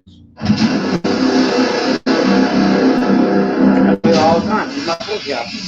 You have to fight out. Because if you got the in there, you don't have to take that. It's what you paid you. Get it? Use my phone. What the fucking thing I have is on there. Got some serious stuff. We'll see about this. Wait till you taste these spicy nuggets. Oh, the flames are there. All right, so right now we're waiting for the main event. What's up, official? How you living, champ? What's going on, man? Official? Official scorecard boxing from Serbia with love, by the way, of France. Oh, what's up? Come, let's see. Bonjour. Comment allez-vous? There you go. Right now we're waiting for the main event. Hold on. I'm gonna refresh this thing for the 50,000th time. Hold on. Why is he doing that? I don't know. It'll come clear and then it just gets.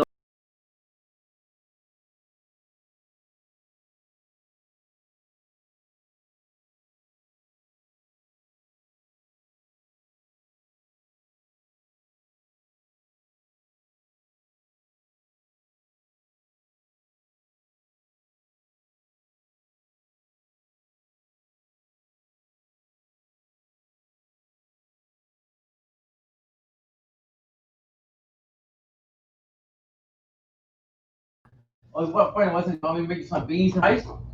I'll make it. You're good. I'm good. You know, but yeah, I'll figure it out. Okay. But so yeah, we went for the main event. Jessie Magdaleno with his blonde highlights, trying to show the world that he's nothing to fuck with. But I'd say that you need to stay away from Shakur Stevens. Shakur Stevens will beat the brakes off the board. He sure will. But I don't know, man, because Shakur hasn't fought anybody.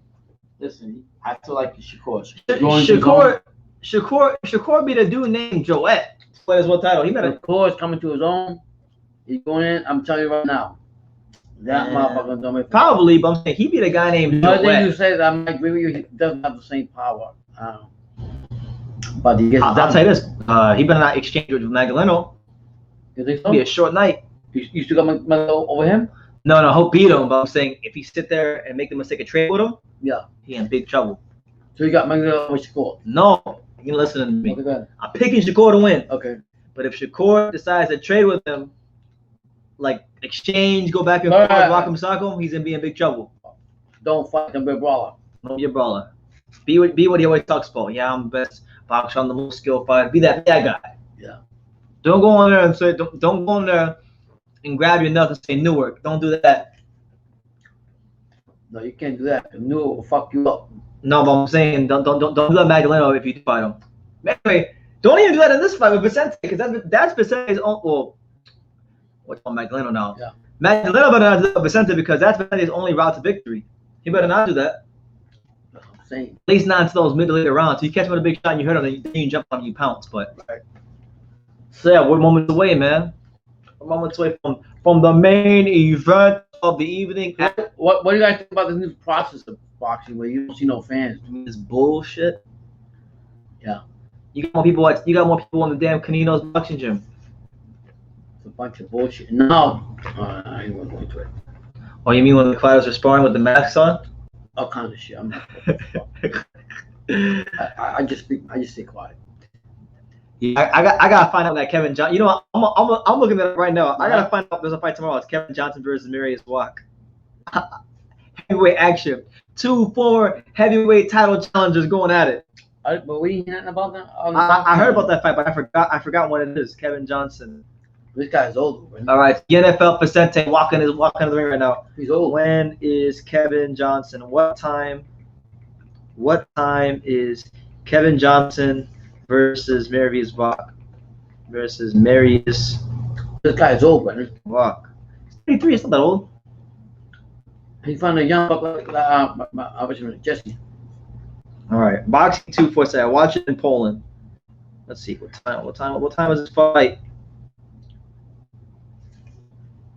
Yo, does anybody know what time the Kevin Johnson Marius Wack fight is? Eastern Standard Time. Save me some time. I'm searching this up. I have to know this. If someone could be so kind, let me know what time is Kevin Johnson versus Marius Wack tomorrow. I want to go live for it. Is it gonna be in the morning? Is it going up? Google it right now. I can't find it anywhere. How they know about it then? Because they mentioned it. No, I mean, how did they find out? About what, the fight? Yeah. People been knowing about that. It was like one of the first fights that got made. Oh wow. What I want, I'm gonna take him to watch it back. Yeah, I'm gonna focus on this fight now. But if somebody in the comments could let me know, please, when Kevin Johnson versus Marius Walkers, I'd be very appreciative and thankful. Anyway. Typically ringside, screaming and cheering them on, but limited group here with this atmosphere. The new cornerman and Jessie. 28-year-old. So here comes Jessie Magdaleno. In his hometown, but had to check in, be tested, and quarantined in the bubble to have this opportunity. The former WBO junior featherweight world champion.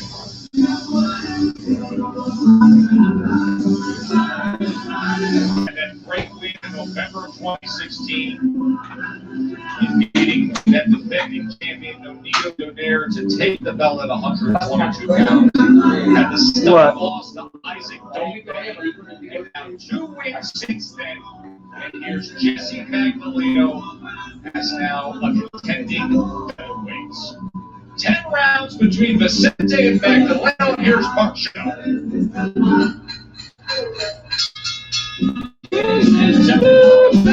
Yeah, Top Rank knows all the good hip hop instrumentals. Las Vegas, Nevada. Top Rank got all the good instrumentals. This is Top Rank, and this is the main event. 10 rounds in the featherweight division. Judges at ringside: Patricia Morse-Jordan, Dave Moretti, and Max DeLuca. Eric says, I'm seeing the ring walk is 5 p.m. Central Daylight Time for Walker Johnson. So that means it's going to be 6 p.m. over here. In association with Devella Entertainment. That means it'd be like 11 p.m. over there. All right. So I'll go ahead and look for the. I'll go ahead and schedule it. One no contest. When is it? 28 wins Tomorrow. by way of KO. Yeah, I was trying to figure it out official what time it was at. But what time would you do? 6. Vicente. Fighting out of the red corner. I can't miss that fight. 27.9 pounds. No, but it's heavyweights. Adorning a Mexican flag. Two. Brings a record of 28-1. Not really. I mean, Marius Walk got a good performance against Dillian White last fight. Oh, okay. And Kevin Johnson has only ever been stopped by Anthony Joshua. It's about everybody.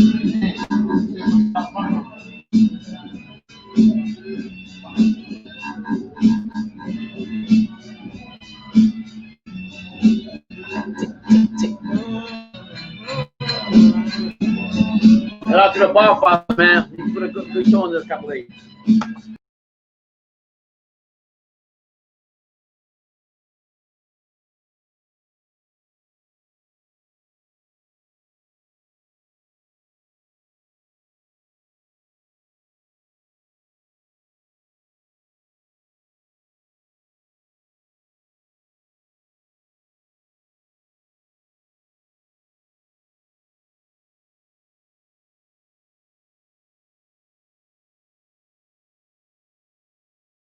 Shows you the power punch percentage from Magdaleno. Also, his ability to go to All right, so 41% of his landed punches. all right, so it's about to be round 1. Jessie Magdaleno versus Yenifel Vicente. The main event. This is a live fight reaction, and Magdaleno wastes no time. Throwing a couple shots to the body, right? A couple shots to the body. He's in the black trunks with the Mexican flag trim. Vicente in the white trunks with the black trim. It's a very big fight for both fighters. Vicente's 33. This will probably be his last shot at big time. Magdaleno, this is his opportunity to make a name for himself in the featherweight division and parlay it into a world title shot. So he can never afford to lose. Yeah. Tonight, but we are utilizing That is an old man. Hear Me Cheer is available on any device, so your voice can be heard live during this main event fight. You can go to ESPN.HearMeCheer.com if you want to take part. That's ESPN.HearMeCheer. Good jab to something by Jessie Magdaleno. This is a 10-rounder for those of you who are wondering. Magdaleno. I still can't understand how he beat Donaire, but he could be Yeah, Magdaleno He's calling at the right time. He's not a bad fighter at all. There you go, good jab. And of course, Vicente, where he wants to operate inside the pocket. He wants to make it rough and dirty in the trenches with Magdaleno.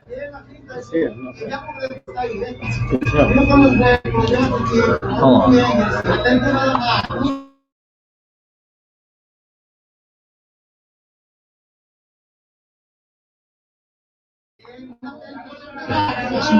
The shots get the cut early from Magdaleno. Yeah, Magdaleno so far, he's right now he's just picking he's picking the shot. Oh!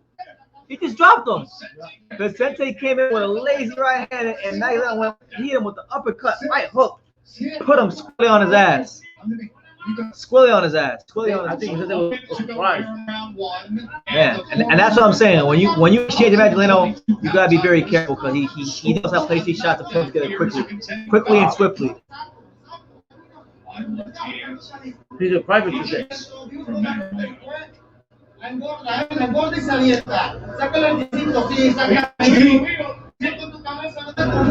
See Vicente now respecting the power of Magdaleno, and after yeah, Vicente's staying a bit more at distance ever since he got caught. He's been down, but he's never been stopped before.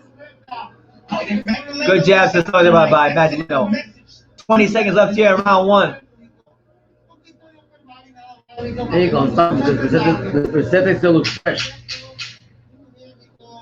Right now, Magdaleno, Jesse's the one pushing the fight, the tempo of the fight coming forward.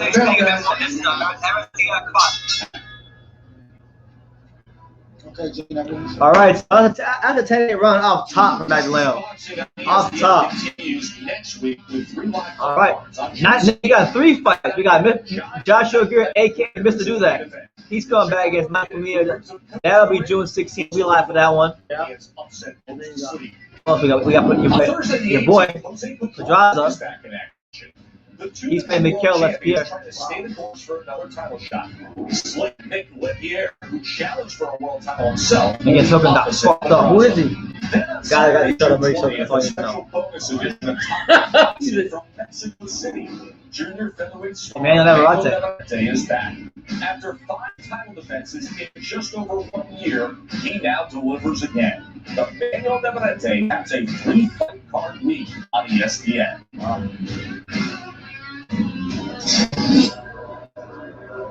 Good start for Jessie Magdaleno. 10-8 round knockdown scored in round number. All right, so round 2, Jessie Magdaleno versus Yenifel Vicente. Magdaleno scored a knockdown in that first round, so it's very important that Vicente can give Magdaleno something to worry about. I mean, he slipped the punch back. Jeez. Block the left jab of Vicente, landed his own left hand here. Knocked it down, nice little short uppercut, and he came around with a right. Now, said that too. One mistake Vicente's making now is ever since he got caught, he's not staying he's staying way on the outside, so he's risking being on the end feeling nasty. Because Magdaleno has no problem stepping in with something aggressive. He's got no problem stepping in with a straight 1-2. You know, Vicente want to just operate outside like this. This is easy work for Magdaleno. Magdaleno was expecting a tough fight, a guy that was going to be very physical. But Vicente got surprised, to be honest with you. Surprised. He better stick to his game plan. You would have think that Vicente was going to attack him when he had him in the corner, but it was the other way around. You said that, though. You said watch out for the punch. Still very, very early. Second round of the 10-round fight, so we'll see if Vicente can recover. But I do think Magdaleno needs to step to him just a little bit to test his chin to see if he's fully recovered. All right, Vicente not giving Magdaleno anything to worry about. Just following him in straight lines. Yeah. What was the mistake that he had with Danko? How he lost that fight? He got clipped. That was it? Yeah. But I like what he was doing when he got caught. He was feinting, and he's got to keep setting up that right hand. But you can never stop watching Magdaleno's left. He's great. He's like number 1 in WBO and number 1 in WBC and number 4 in WBO. I think if he fought Danko, he'll beat him this time? Yeah. You know exactly what the Vicente's just probing with this jab, but he's not stepping in. He's probing and coming back, probing and coming back, probing and coming back. He's shocked. He's shocked about feeling knocked out, and he can't Not get over doing it. anything. Well, when you got knocked out, was you surprised? Yeah, go right back to him. Yeah, but he had him in the corner. He didn't attack him, you know. What do you expect? I expect him to stick to his game plan. He can't. He ain't going out. Then He's gonna lose. He's not. He ain't going all boxing. He got knocked down. So what do you expect? I expect him to stick to his game plan. 3+ months before coming back this week.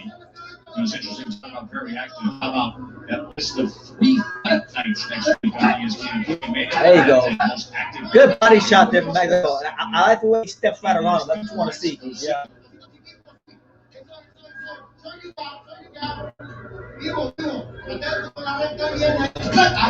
There you go.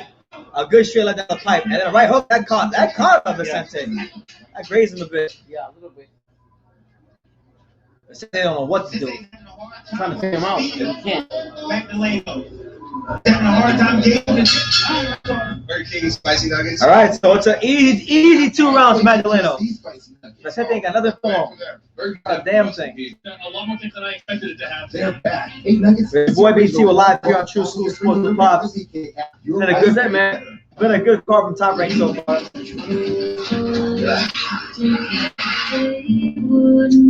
stop doing this. Live on YouTube.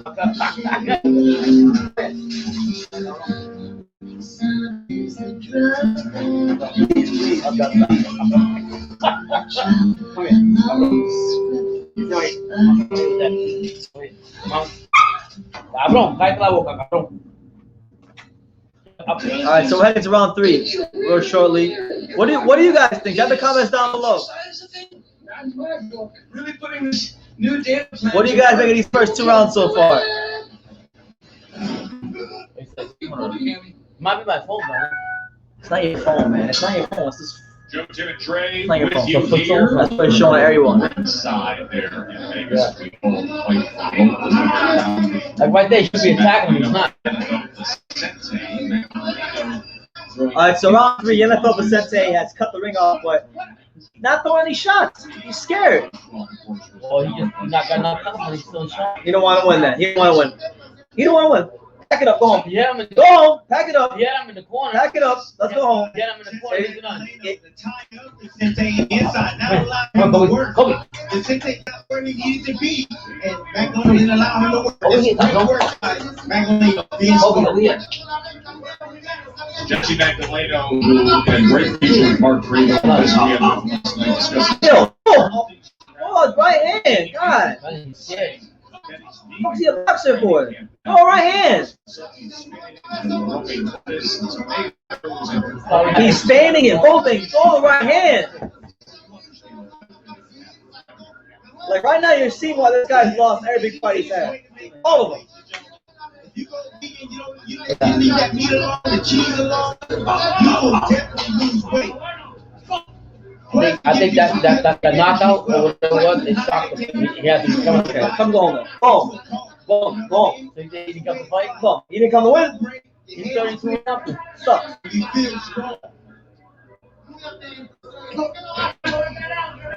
I'm respecting to him. I just couldn't. I appreciate you, Rocky. He said, He said, I'm just driving home, so I'm just vibing out with my guys, BT and Pop. that's it, man. How you doing, man? How's everything? Thank you. Appreciate it. Straight up. Sorry, actually, but this guy's supposed to do something to, He sucks, man. That's Yes. right hand. but he got knocked out, but he's scared. If I Stop knock, boxing then. if I knock you down, what are you gonna Don't do? be I'm not gonna be a bitch for this guy. Fuck, man. You got scared. You got Everybody talking about this fight saying, this guy's a big punch, oh, he's dangerous. How the fuck he dangerous? He only throws right hand. He had Jessie in the corner. He didn't do shit. Jesse came and Still won't. Jesse came and counted. Take that over there. Jesse came and counted to you, and he didn't do shit. The best thing you can do if you're a boxer is facing an aggressive guy like Vicente is hurt him early. Oh, God, bro. And the thing is, Jesse's not gonna knock him out. This is gonna tear out. He's slightly out of character. He's still fighting. He doesn't have the power. Yeah, I don't know. Shots go. Magdaleno needs to take Well, they're gonna make it in. They get good choke. Good choke. He can't even get I don't want to see this fucking guy pro with his jab for 10 rounds and not do anything to lose. He's not doing nothing. Stop telling me he got hurt. It's boxing. He's boxing. He got shocked though, man. Ready for this? Got shot 3 rounds ago. Yeah. 3 rounds ago. Get ready for How do you get shot in that sport where you know you're gonna get hit? Yeah, that's so you can do all this. in boxing. Made a lot of He didn't expect that. He had Magdaleno.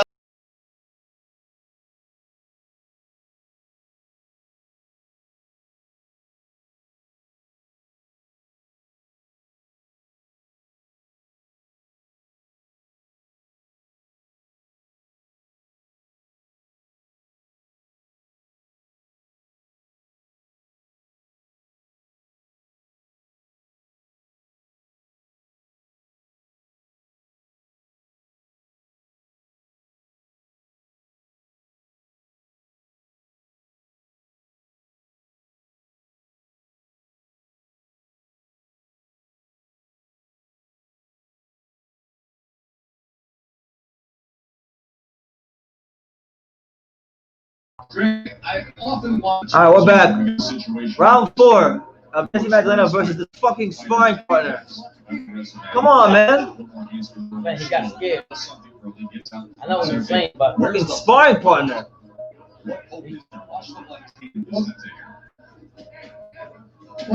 Okay, there you go. He's letting his hands go. There you go. Go to the body. Make him feel you. But the problem with Vicente, we see another angle right here. Steps out, lands a perfect left hook to the chin of Magdaleno, but he used to sell out to get. There you go. Magdaleno, what a great combination going upstairs, downstairs. That's what it's going to take, right? You just got to go through that front door and commit to it and get what happened on the Commit to your shots, man. So for those of you who know what's happening and why I'm so frustrated, Vicente, round 2 and 3, he keeps having Magdaleno in the corner. He's probing and feigning and probing and feigning. He ain't doing nothing. And he gets, oh! Yo! is that dirty? Yo, so this dude just hit Magdaleno in his balls, right? It was a low blow. Magdaleno put his hands down because his balls hurt. And then this dude cocked him with a right hand, and Magdaleno sprawled out on the canvas. Jesus. Well, hey, listen. Wow. He finally threw a big shot. That was dirty though, man. He went, yo. Oh, I don't think that was low blow. I think that was That was a low blow, man. that was clean. Yourself at all times. Bang! Protect yourself at all times, motherfucker. G. Yo, Vicente, I changed my mind. Oh, Brandon, He's not a sparring partner. That was dirty right there. That wasn't dirty. That was Yeah, clean. Brandon, he hit him with the Right on the ball. ball. He hit him right here. Run the ball. Run the ball. The ref did it all time, and he sucked punch. No, Magdaleno is sorry. Magdaleno is sorry. This dude. What? Let's listen in here. What's happening? No problem, Bird, man. That wasn't no 2 points. He was a clean shot. No, Brandon, he hit dirty. If I hit you in your balls, He didn't hit him with his balls. Watch this play. Brandon, hit him with the ball. So look. I put you like this, This dude and then threw you hit me dirty. Come on, man. This dude threw a straight right hand. Right on the line line. Jackie was like, oh, it hurt our balls. Then he lowered his hand twice in a row, and Vicente said, "Shoot! No, hit him in the Get your ass out the ring." No, hit him in the groin. So now Bird's at Then- 2 points. This I dude finally. clinching like this because he turned. This dude. The guy slapped. This dude. Sucker punched him. This dude finally decided to act like a fighter. They want to punish him for it. Piss me off. No. So we're 90 seconds into the allotted 5 minutes that Magdaleno is. So Magdalene's still on the canvas. He's got 4 more minutes to go. I believe it was the punch afterwards that hurt Magdaleno. The right hand that he took Yeah, I mean, he on the way down. Yeah, that punch. Yes, there was a low blow, then there was the I'm going for it all blow to the head. Yeah, that was all along. That was a dirty punch. Steve, go within the 5-minute window if he wants to continue the deduction, 2-point deduction for Vicente. But let's go back. Okay, Magdalene's on his What's feet. the replay? Low blow. That's not a low blow. Yes, a low blow. Clear low blow, Brandon. It wasn't no low blow.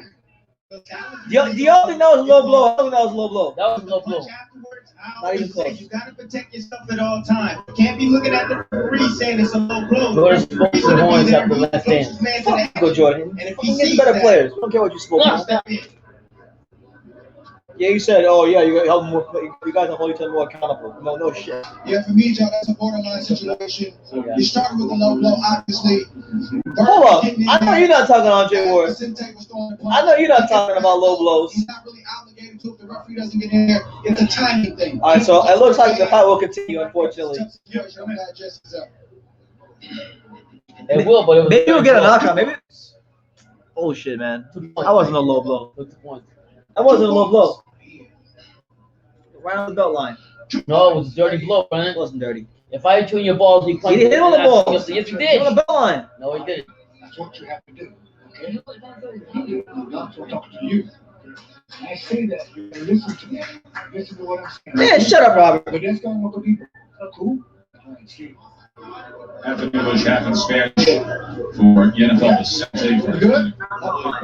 Also looks like yeah, well done. But clearly, Oh, these motherfuckers. Him and his wife need to get up and walk. a 2-point deduction, what he had to say, and Jessie Magdaleno faces Show me something. Show me something. This right now? Yeah. And now look at the pace. Oh, snap. Vicente's fighting now. Let's go, you sparring partner. Vicente, you know, when he fights in a leaning posture, squats down, gets low, and a lot of times in his fights, he's hitting guys with low blows. The whole fight, he said, I the corner. He doesn't finish him. Apparently, he has a reputation for low blows. That wasn't a low blow, though. At the end of the day, Jessie Magdaleno got up, and you need to make Vicente pay for what he did. If you felt like there's an injustice. What happened now? Another point? Yeah. Oh my god. That's his fucking husband. Well, I mean, he's really teetering on DQ. Contest against He's still got a DQ. May of 2011 was unable to continue with the blows, and then in his loss against There you go. Magdaleno with a 3-punch combination up top. So this is old hat for this fighter, Yenifel. The fight against Jermaine Williams, those were in consecutive rounds as well. He had just gotten on warning in the 6th round. So he has a -3 in point deductions here in his 4th round.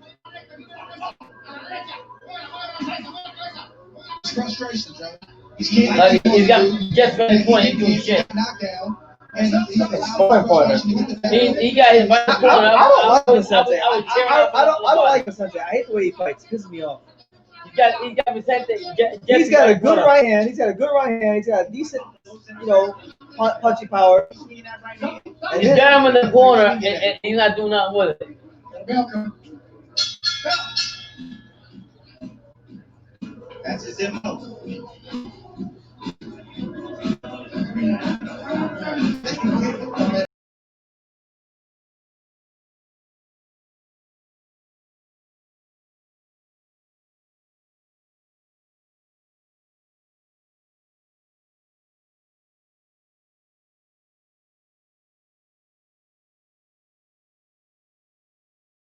Like, John, the hell that, man.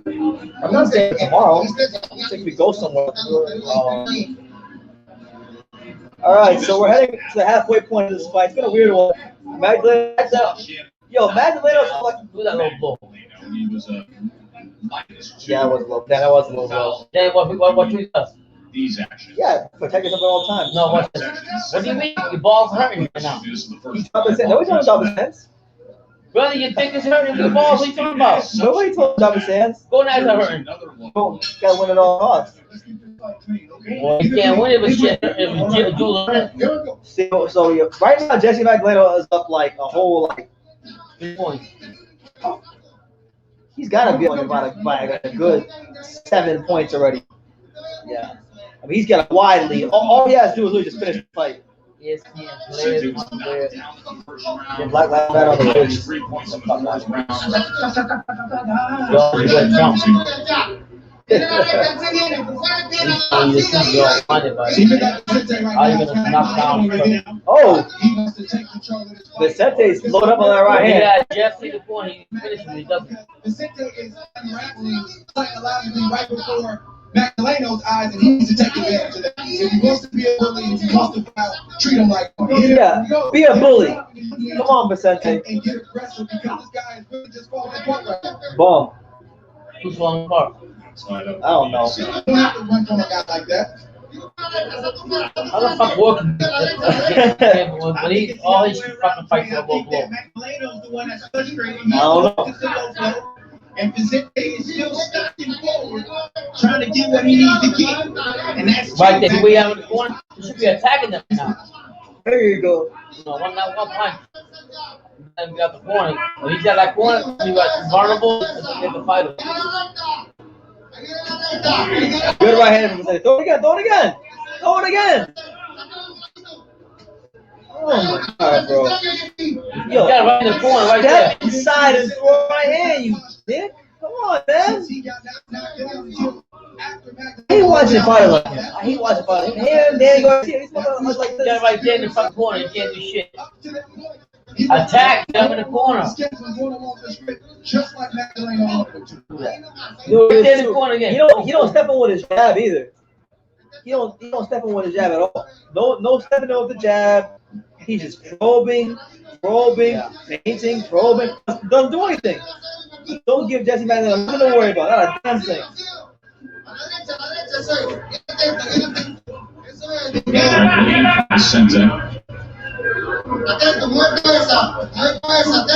You know, it's dangerous right now. Look at that. He's got him in the corner the whole time.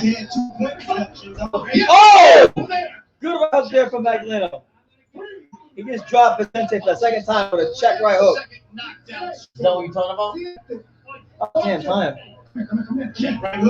Hey, okay? So the second knockout from Magdaleno against that's his fault because Yenifel Vicente. when he have in the corner.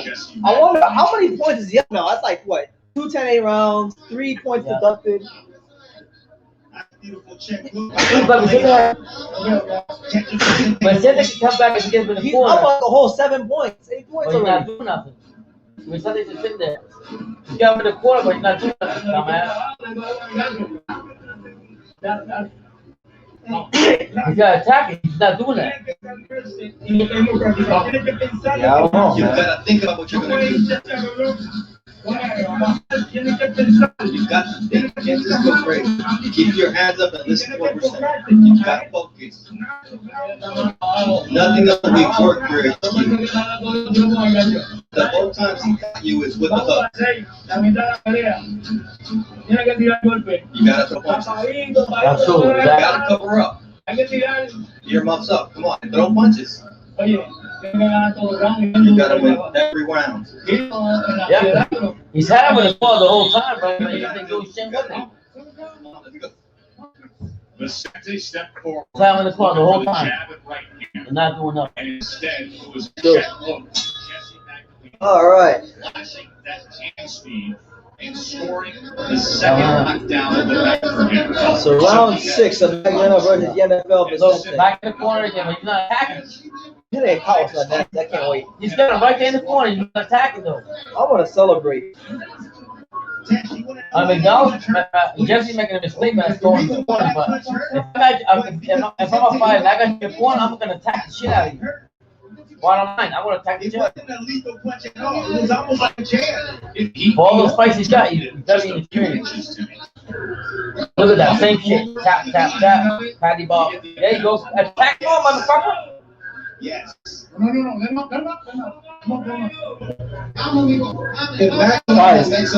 do you respect his power? He respects it. Why else? You in the corner, you attack that, you can break them down. To the body. Every time that Body punching. gets shot, Straight up and down fight. that's why he's frustrated. That's why he's so different. If Magdaleno wants to take over this fight, he can take over. This guy knows nothing about body punching.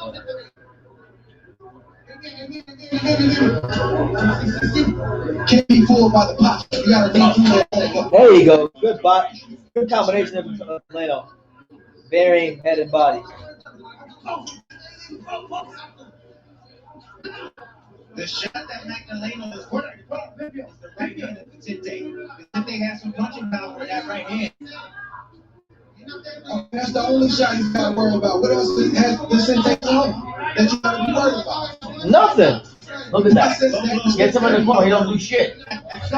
Here's another one. It's going to be a DQ here. Yo, throw a low blow. I want a DQ. I'm sick of this fight, bro. It's not competitive. He's fighting with no intensity. He got him in the corner. Come on, throw a low blow. End the fight. Great, passionate, like families, the Magdalenos.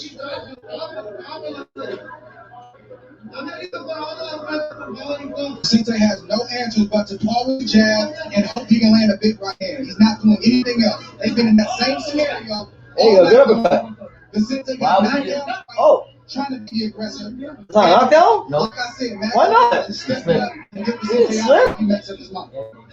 Yo, these guys can't prep for the treatment until you guys of course challenge. So ain't no. I think back to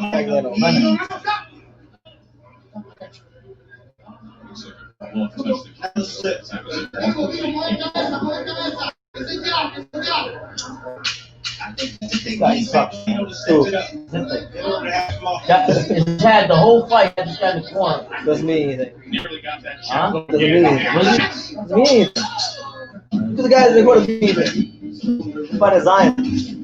Having by time because Magdaleno wants to happen that way.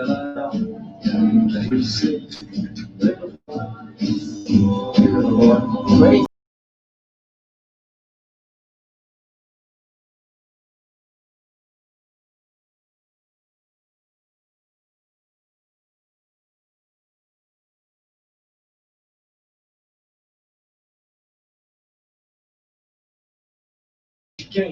Smash in the board, right? Oh, the longest fight of the whole card. My son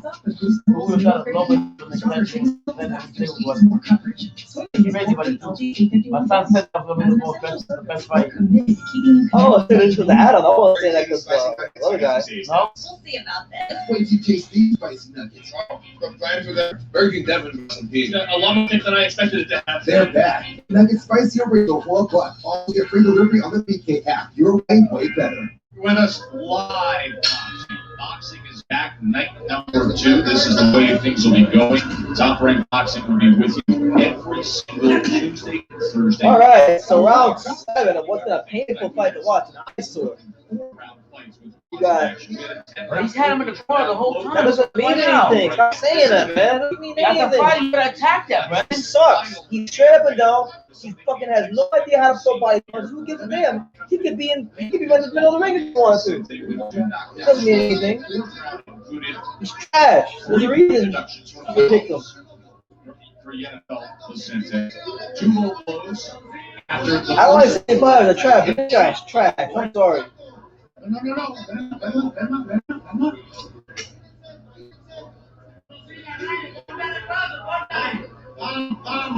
I mean, I respect all fighters, but man, he gets fights with no intensity. None. Again, in the corner, he was shit. Magdaleno looking at time and saying, It'd be awesome if he caught him. Like, I want to fight him second round and I want to knock out Magdaleno. That'd be hilarious. This guy got like 8 points. Only about 2 points anyway, right? Knock him out. Game happened.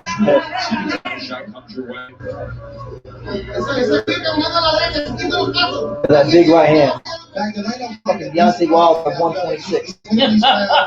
No skills, just a big right hand. This guy is Deontay Wilder 126. He's had him in the corner the whole time, though. Like, I would attack that right away. Yeah? You have to. If you got him in the corner, he got nowhere to go. Like, literally, no. If he attacks, he's going to do something. Hey, you let his hands go? Yes, you gotta go. Seriously? Yeah, might kill him. Serious, guy, his chin in the air, he's squared up. He's very easy to time. The only reason. Yo, he just hit that smack on his quads. This guy just hit him right on his quads. That's crazy. Got in the range and he bombs some big bombs. Go big bombs. Big shots. Big bombs. Shots. There you go. You can tell that Magdaleno did not like. What up? Let go. Let's go. Vicente needs Magdaleno to show weakness in order to have success and be confident. You can't give him what he's looking for. Go, Jessie. Go. You hold it. The only time he's been successful, Magdaleno showing weakness and get it. Or if he stands in place and allows Vicente to hit. Yeah, this fight's beginning to put me to sleep because of the fact that it half every round is the same. Yeah. Another round for Magdaleno. He hasn't lost a round yet. Let's show you how we have arrived to this point. It started in the first round with Jessie Magdaleno taking advantage of the corner. Vicente came in and a right hook, southpaw hook, scoring the knockdown. Then in the fourth round, the low blow, and as Robert the ref was coming in to separate them and get time to Magdaleno, the headshot that floored him. Magdaleno would fight out, but there would be another low blow, and then in the fifth round, another check hook that scores a knockdown. So Magdaleno with 2 knockdowns scored. All right, so only in the 8th round? What the fuck, man? It's horrible. I mean, the card has been good, but this fight's been horrible because Vicente has no intensity. He fights with 0 intensity. I don't want to see this guy again. Keep him off fucking television. I don't want to see him again. And it's headed his way. Respect to all fighters, but this guy's trash. No, he's just not taking advantage of the opportunities. For many rounds posturing. Round number 8 scheduled. All right, so round 8. The capper of Top Rank Boxing. Yo, when I see Johnny on the tongue, that's gonna be fun. No, it ain't. On Tuesday. No, you're serious. You're serious. Does he know what's on about this? Not with this. Other things, yeah. And then a week from Top Rank Boxing back here, I'm happy with it. I can't complain with tonight's card. Tonight's card is pretty Any good. kind of fights right now? But this fight, it's better than anything. Never happened in a while.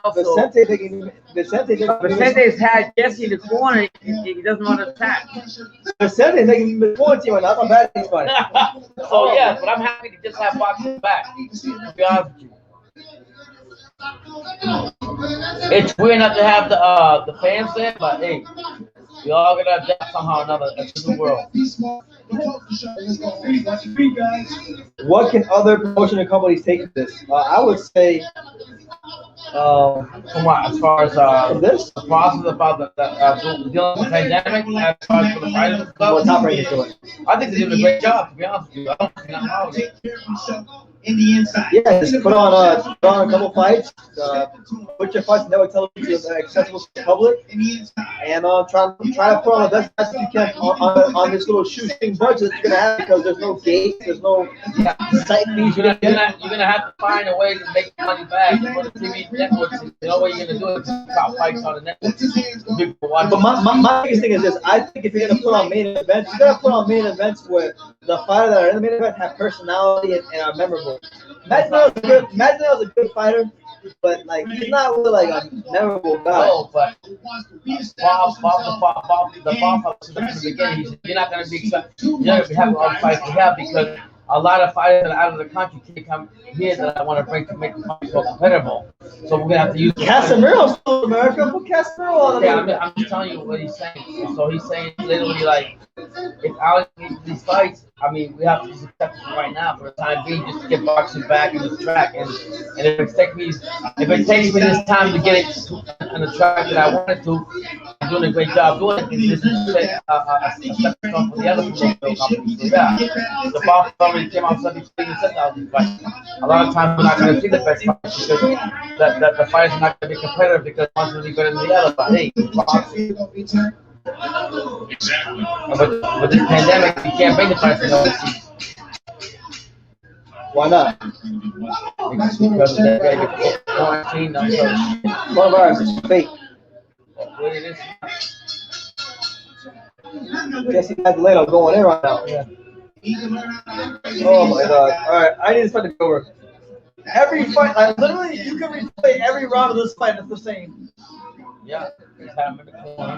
Except when will some companies finally die out? That's a great question.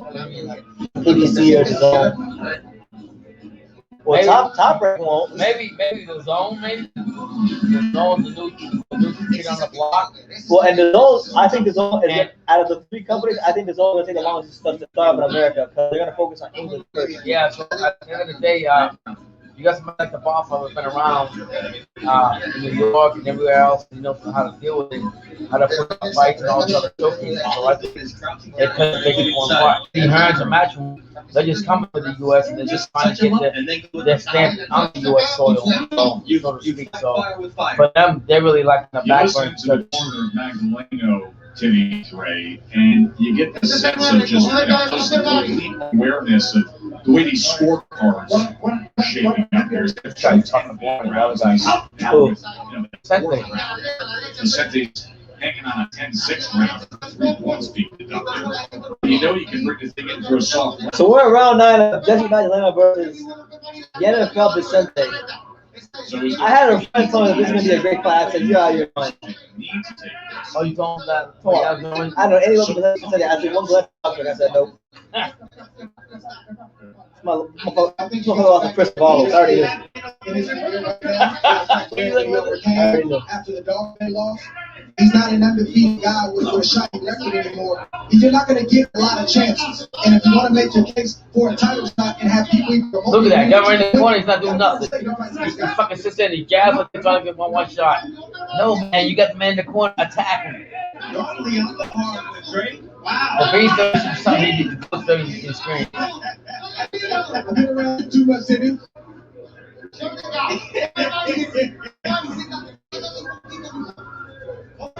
think that Magdaleno should continue to do what he's doing. Box, don't stand still. Look at that, right in the corner, he's doing shit. We fighting, I would have fucking messed him up right there in the corner. Two knockdowns. Almost guarantees each of those knockdowns. All right, so 90 seconds left here in the 9th round. The same thing. Magdaleno fighting out of the corner. Vicente probing with the jab. Not throwing any sort of right hands to get him out of there. It's ridiculous. There you go. The big left hand there, Magdaleno. I've seen glimpses in this fight. He'll have glimpses where he'll get off, and I'll say, man, that's strong, that's powerful. You just got to do it enough. I do it behind your word. Fair enough.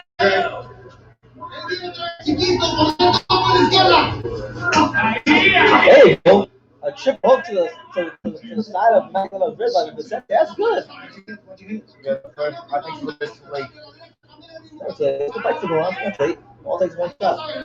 Like, All takes that one shot. The uppercut is available for Yo, if he landed a big right hand somehow and stop him, I'm going to go berserk. That ain't happening. He has to get it. He has to time it perfectly because he can get hit over the top with the right hand of Vicente. There you go. Good jab there from Jessie Magdaleno.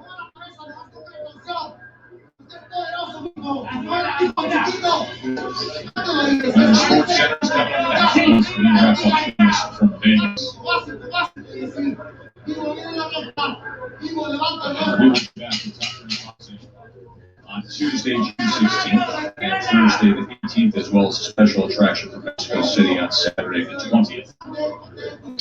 All right, so through 9 rounds, Jessie Magdaleno is pitching a shutout right now. He's up by like 1 million points. This guy sucks. And I'm not saying that lightly. Blame it on the coaching. I try to say that guy sucks, but this guy really does suck. Just so you can work the left. Come on.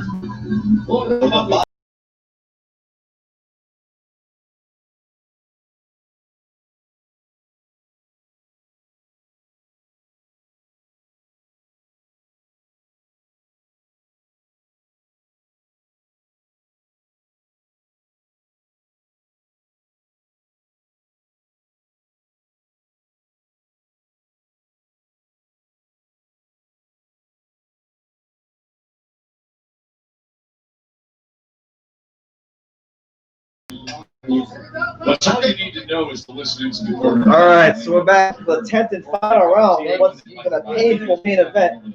It's been a great card. I don't want to say it's a spoiler main event, but the main event has been a big letdown. Yeah. So 3 minutes to go, and the plan would be there it is again. Magdaleno.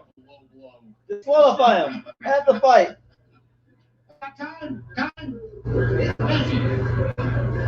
Third time tonight. Okay, he's known for that one? Apparently. Punch the right hand. Oh, that was bad. That was the worst one. That's a clear low blow. End the fight. Low blow 5. Honestly, that looks like it's You carry your man, not hit him low. intentional.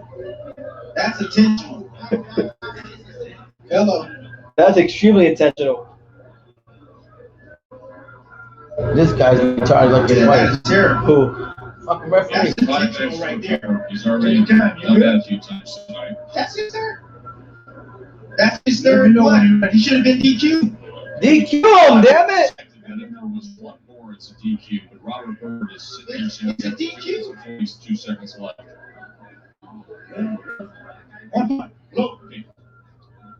Fight is over. Points. 1 point. Low. Point deductions. 1 point. Low. Vicente.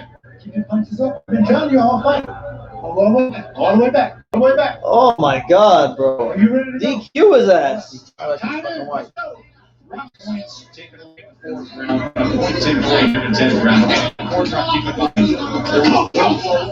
Get off his neck. Get off So his neck. 2 minutes 34 in the last round. Let's see if there could be something dramatic happen. Let's see if something dramatic happen here. Yeah. Once again, you see Vicente. I'm sorry, Joe. There you go. Good right hand from Vicente. But he's only got one shot. He doesn't seem to know. Guys, Dominican Deontay Wilder.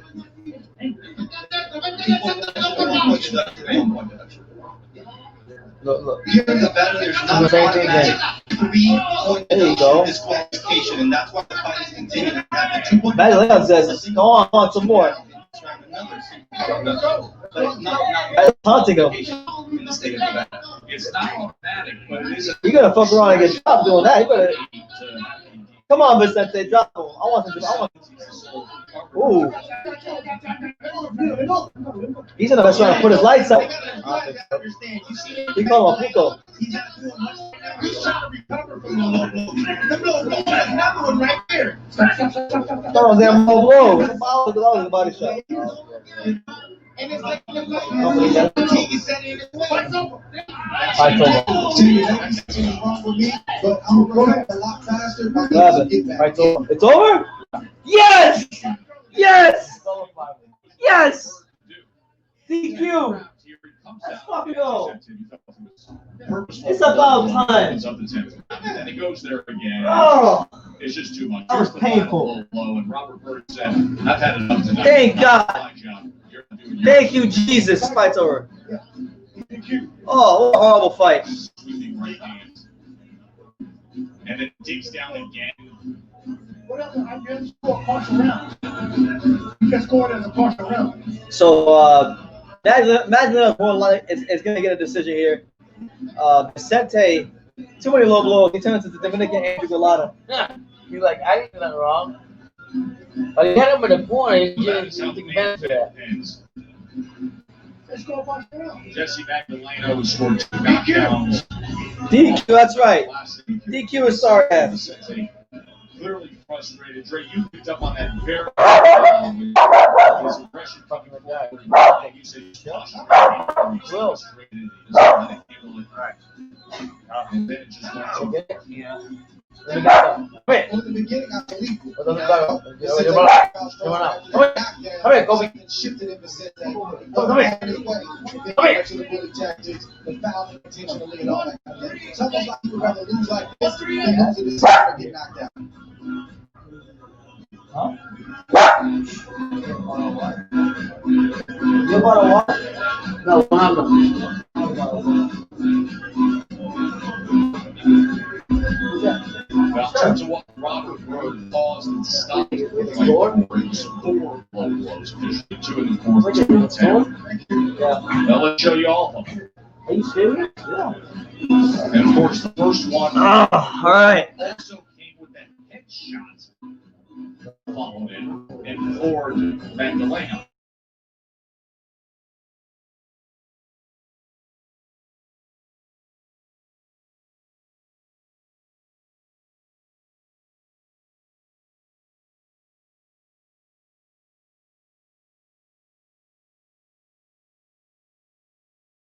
right there was definitely intentional. And then, like you said, Jim, he's low to the ground. Low to the ground. He sees exactly what he's doing. He looks at the shot, then he lets it go. You can't respect that. It's hard to respect that. No, it's hard to respect that. Let's go out. We are. To Mark. I might help him, but Jesus Christ. All right, so we're back for the official decision. GM Grand Conference Center. Referee Robert Byrne calls a halt to the bout at 1:38 in the 10th round due to repeated low blows by way of disqualification. Your winner from Las Vegas, Nevada, Jessie El Peligroso Magdaleno. There you have it, man. We will talk to Jessie Magdaleno. He has to I say. don't want to hear what he has to say. Horrible fight. Anyway, that concludes the card. Jessie Magdaleno ends what was a really good card until this one. Until this fight. This fight was the only bad fight on the card. All the rest of them were pretty good. You know, it was definitely this card was definitely an improvement over the last one. Yeah, it was. You know, with the highlight of the fight obviously being Adam Lopez versus Luis Correa. That was a hell of a fight. And you know, credit to both those guys. It was a decent card, and you know, I can't really say anything more than that. I mean, these cards go by quickly too. Yeah, and the fight's gonna get better. The fight is the competition and all these cards are gonna get better as time goes on. It's just right now, just like I said, it's a test run to see what Top Rank is doing, and they're doing everything the right way. So I'm enjoying it. How you want to see us? I'm still enjoying boxing. They're following the protocol and everything. So kudos to the Godfather. Yeah, I'm telling you this, Jessie Magdaleno ain't gonna be no damn champion. Shakur Stevens gonna beat the fuck out of him. Yeah. If he couldn't get this guy out of there, he has no chance. Zilch. Not a chance in hell. Honestly. He really has no chance. So with that being said, I'm gonna get out of here, guys. I'm gonna cut it short tonight. Yeah. You guys thank you for being here. Subscribe to the channel. Tomorrow I'll try to go live with Kevin Johnson versus Marius Walk. Also June 16th we'll be live for Joshua Gray versus Mike Plania. If we don't do it live tomorrow, the next one will be June 16th, which is next Tuesday. So be there or be square. Like we say on every single one of these videos, you can love me or you can hate me, but I'm just a kid from Vegas. Until next time. Thank you. That was crazy. You don't want to hear what you had to say? Fuck no.